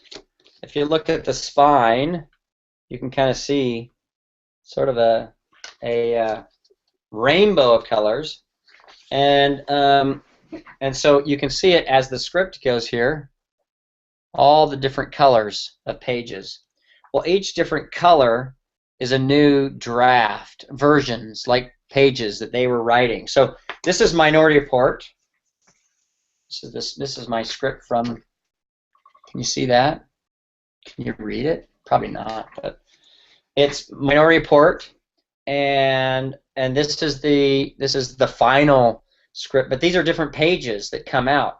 Well, every time they do new pages, they release them to production, but they have to be a different color. And so you'll go through the rainbow of colors on different drafts. Well, so Stephen, they were out in Europe rewriting. I think Scott Frank wrote that screenplay, and so Scott was on set doing rewrites, and then they would send those rewrites back to us in the story department. We would integrate it into a script like this so that we had master copies. So if anybody said, hey, I need a copy of the script, boom, we would make a copy of that script and give it to them. And so that was what I did in the story department. So I really sort of got the understanding of how everything worked, but I wanted to get into feature development because that's where I wanted to be. And after about a year in the story department, I moved over into the story department.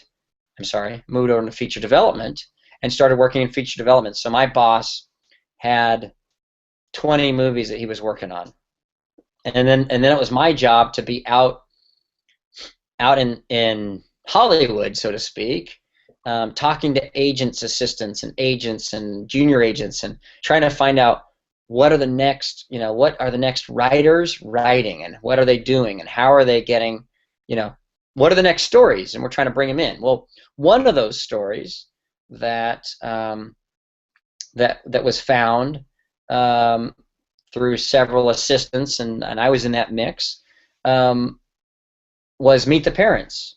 So that was a script that was found on a shelf at Universal, because Universal's had written that screenplay with Jim Hertzfeld as the writer, and done many drafts, and they just couldn't quite crack the nut. So they put it on a shelf, and they put it in what's called turnaround. So that they went through several drafts, and they'd have to pay a writer every time. And so the script had probably, I don't know, maybe $1 million. I'm just making that up. But like $1 million against it, because all those rewrites that they'd done, hired, and who knows, maybe they hired and fired writers, I don't know. And so that was a screenplay that we found on the shelf over at Universal, read it, if any of you have seen the movie, we read it and we were laughing hysterically out loud. And I was like, this is funny. So all of us assistants sort of ran it up to our bosses as fast as we could, because that's sort of the mentality in Hollywood. You want to get it first, and you want to get it because, and if you can buy it, you want to buy it as fast as you can. And so we got Meet the Parents. My boss moved the quickest. He read the script and loved it, and then took it to Steven Spielberg and said, here's a movie I think we should make. And Steven reads the screenplay over the weekend. Now it was sort of our movie in our office. Steven reads the screenplay over the weekend, and he loves it. And so then we approached Universal and said, hey, Universal, we want to buy that screenplay from you out of turnaround. Essentially, we want to pay 50 cents on the dollar. You have $1 million invested in it. We want to pay you $500,000 for that screenplay for us to take it. Well, Universal looks at that and says, well, if Steven Spielberg is interested in this movie, we don't want to just sell it to you, but we want to partner with you. And so we partnered. We partnered with Universal, and Meet the Parents becomes a Universal DreamWorks movie. And then we hired a director, Jay Roach, and Jay directs the movie, gets all produced, and we send it out. And that's feature development. So I was in feature development for quite a while. And our focus in feature development is all about the story, getting the story right. I mean, we would spend years on getting the story right, and oftentimes we as students, we want to skip that process and just let's go shoot. Well, the best your movie is going to be is it starts with your screenplay. If your screenplay is garbage, it only goes downhill from there. So because you've got to hone your screenplay and get your screenplay exactly the way you want it, and make it the best you can, because when you get out on set, not everything's going to line up. Things are things happen. Sometimes things change for the better, but you got to start with a great base. And so my background really is development heavy and getting the story right. And that's why you'll notice our curriculum, because I feel like it's one of the most important parts, is really heavy in development and getting the screenplay right. So that gives you a little background of, my background is really sort of in the studio side, the business side of filmmaking. How'd I do? You did awesome. Anybody have any questions? It's awfully quiet out there. It's a smaller group now. It's okay. No? So is there anything else that he needs to go through? Going, gone. Bueller, you like that? Bueller. Nothing. Good. They're all kind of quiet. Well, maybe you'll be off the hook for a little bit before we do the next one then, unless we need to go through everything again. Oh, wait a minute. Can you talk about Saving Private Ryan? My students are intrigued by that. Yeah, well, so I was in the story department working on Saving Private Ryan, and so we would get dailies. So we would get to see dailies of, the storming of Normandy, D-Day invasion, and dailies are just what Steven's shooting every day. And so they send the dailies back to us, either over the internet or what have you, and we get to see those. We get to see those dailies and watch them. And just as an example, we were watching dailies for Meet the Parents. Sorry to jump off of Saving Private Ryan, but we were watching dailies for Meet the Parents, and it was funny because I was watching those dailies and I thought, this movie is too mean. It's not going to work. I mean, it was just ruthless on poor Ben Stiller, but the director knew what he was doing, and it just worked so good. But we watched those dailies. So for Saving Private Ryan, those pages would come back, and pages, the rewriting, we would coordinate those. The dailies, we would watch those. Not that we're going to give any notes to Steven, because Spielberg is the boss. And so, but it was interesting. I mean, they built complete towns. In the movie, at the end of Saving Private Ryan, when they're hanging out in that city that's been bombed, that was all built, and they brought in bricks from just junkyards and then built walls, and I mean, it's amazing how much time and effort went into that. Anyway, so. Says, can you tell us more about the story room? Is that on set? No, so the story department. I'm sure they're talking about the story department. It's not on set. It's back at the studio, and we were at Amblin, and so it was just they kind of had us over in this building, and we had a script library. So we had just all kinds of scripts. Like the script library that you have on the website, we had a physical script library that had all of those same scripts in it, just samples.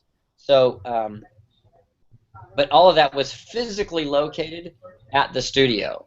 And so when pages were written out on set, on the Saving Private Ryan set, they would be sent back to us via email, and then we would print them out on the colored pages and sort of organize that back at the studio. Now, on set, Saving Private Ryan set, there's also a production office.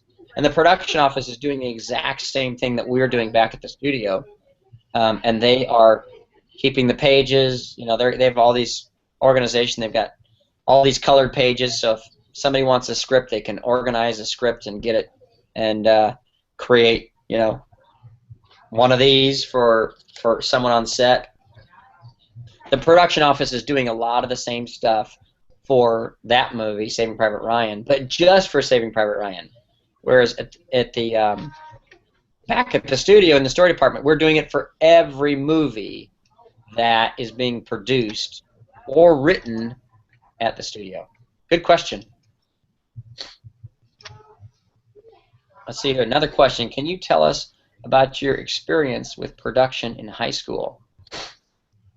Well, my experience for production in high school was zero because I didn't have a production. There was no focus on film.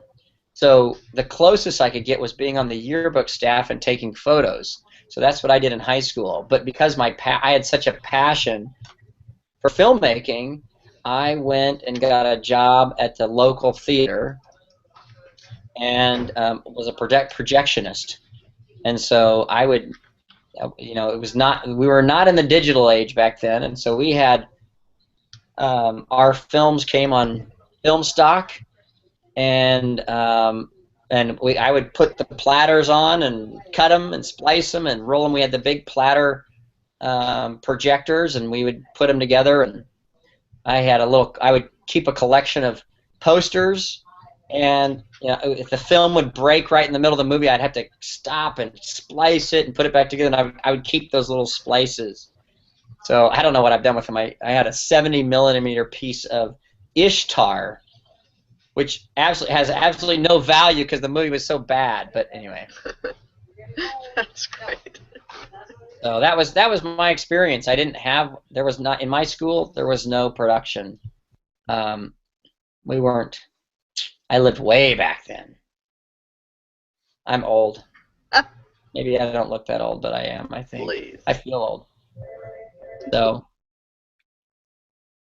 but good question, Ashley. Where is Ashley? I don't see. Oh, there it is, right there. Yeah, it's the dark square. It's the dark square. What's going on over there? Yeah. Well, you know, the equipment sometimes can't quite meet the needs of technology in the here and now. Oh, there she is. Oh, there we go. Oh, wait a minute. Let me put them up.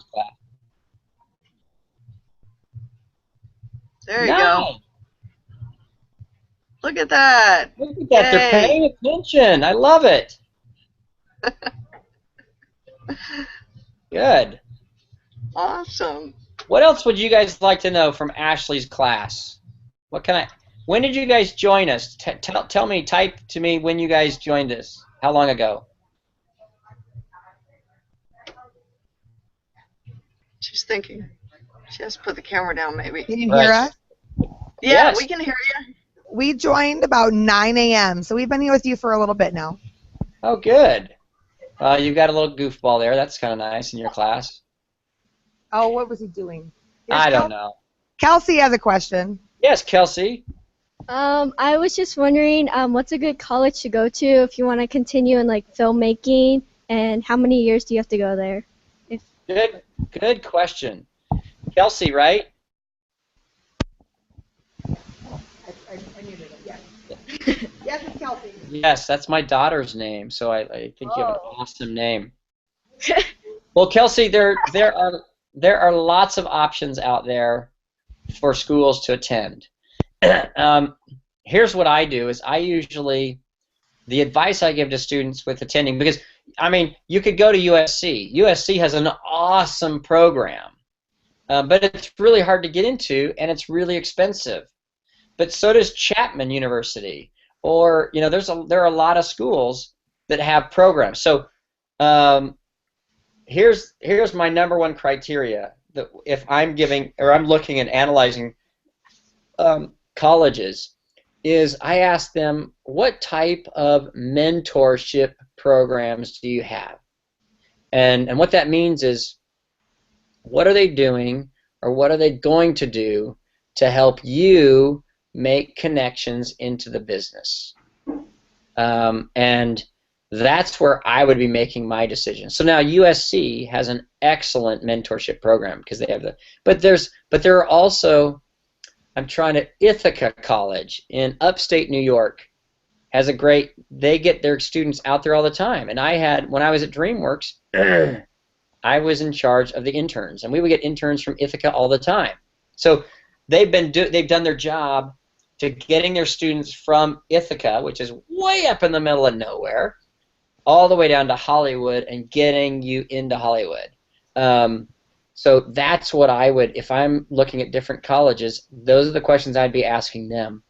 What kind of programs do you have to get mentorships? That would be my first criteria. And then you can look at some of the films that they're producing or some of the things that they have. But most importantly, if you want to be in the business, you need help getting in there, because the walls in Hollywood are pretty high. To get over them, you got to have connections. But as for how long, I mean, usually it's just a 4-year college. I went to film school, but Fletch did not. My partner, Fletch, didn't go to film school. And so it's not really required. When we hire people, we don't look at their degree and where they got it, or even ask them if they have a degree. Now, that said, going to college and getting a degree in film is a good thing, because it gives you more opportunities to make movies, and that's really what hones your talent and your skill. So it's probably a 4-year school, I would assume, and getting a bachelor's degree in film or arts or what have you. Does that help, Kelsey? Yeah. Mm-hmm. Good. What other questions can I ask or answer from Ashley's class? Mrs. Ashley. I'm sure that's not your last name, but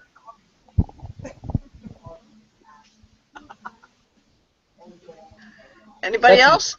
Such an attentive class. We got a gangster in there. Hey, look at him. Great. Hey, Fletch was telling us yesterday that you guys are going to take the Sneak on a Lot to a new level of app and hiring off the lot. Can you speak a little bit to that? Yeah. So one of our goals for Sneak on the Lot was to really integrate the real movie making into the process. So, when we direct our next film, we're planning to have an app that really involves the world out there, and we're going to be casting. I don't know if this is what Fletch talked about or not, but our goal is to be casting from Sneak on the Lot. So one of the films that we're doing, that we're developing, is called Janitors, and it's a book series, but it's kid-based. And so we'll literally go to all those that are using Sneak on the Lot and cast from the movie, or cast the movie from the lot. So look at that handsome man. He looks like an actor. Look at that hairdo. That's awesome.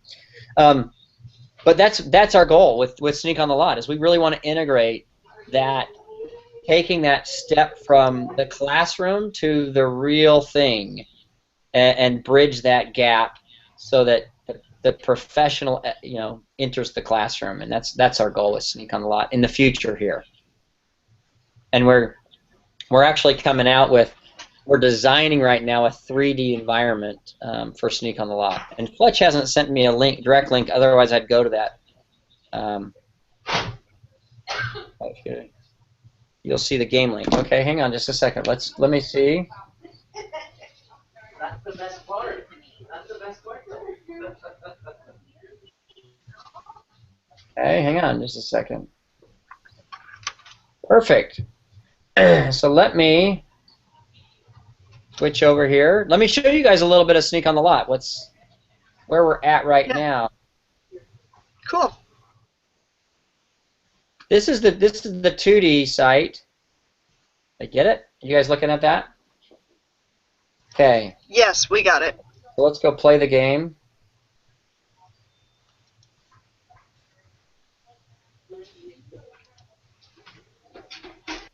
So what we've done here is, I hope I remember my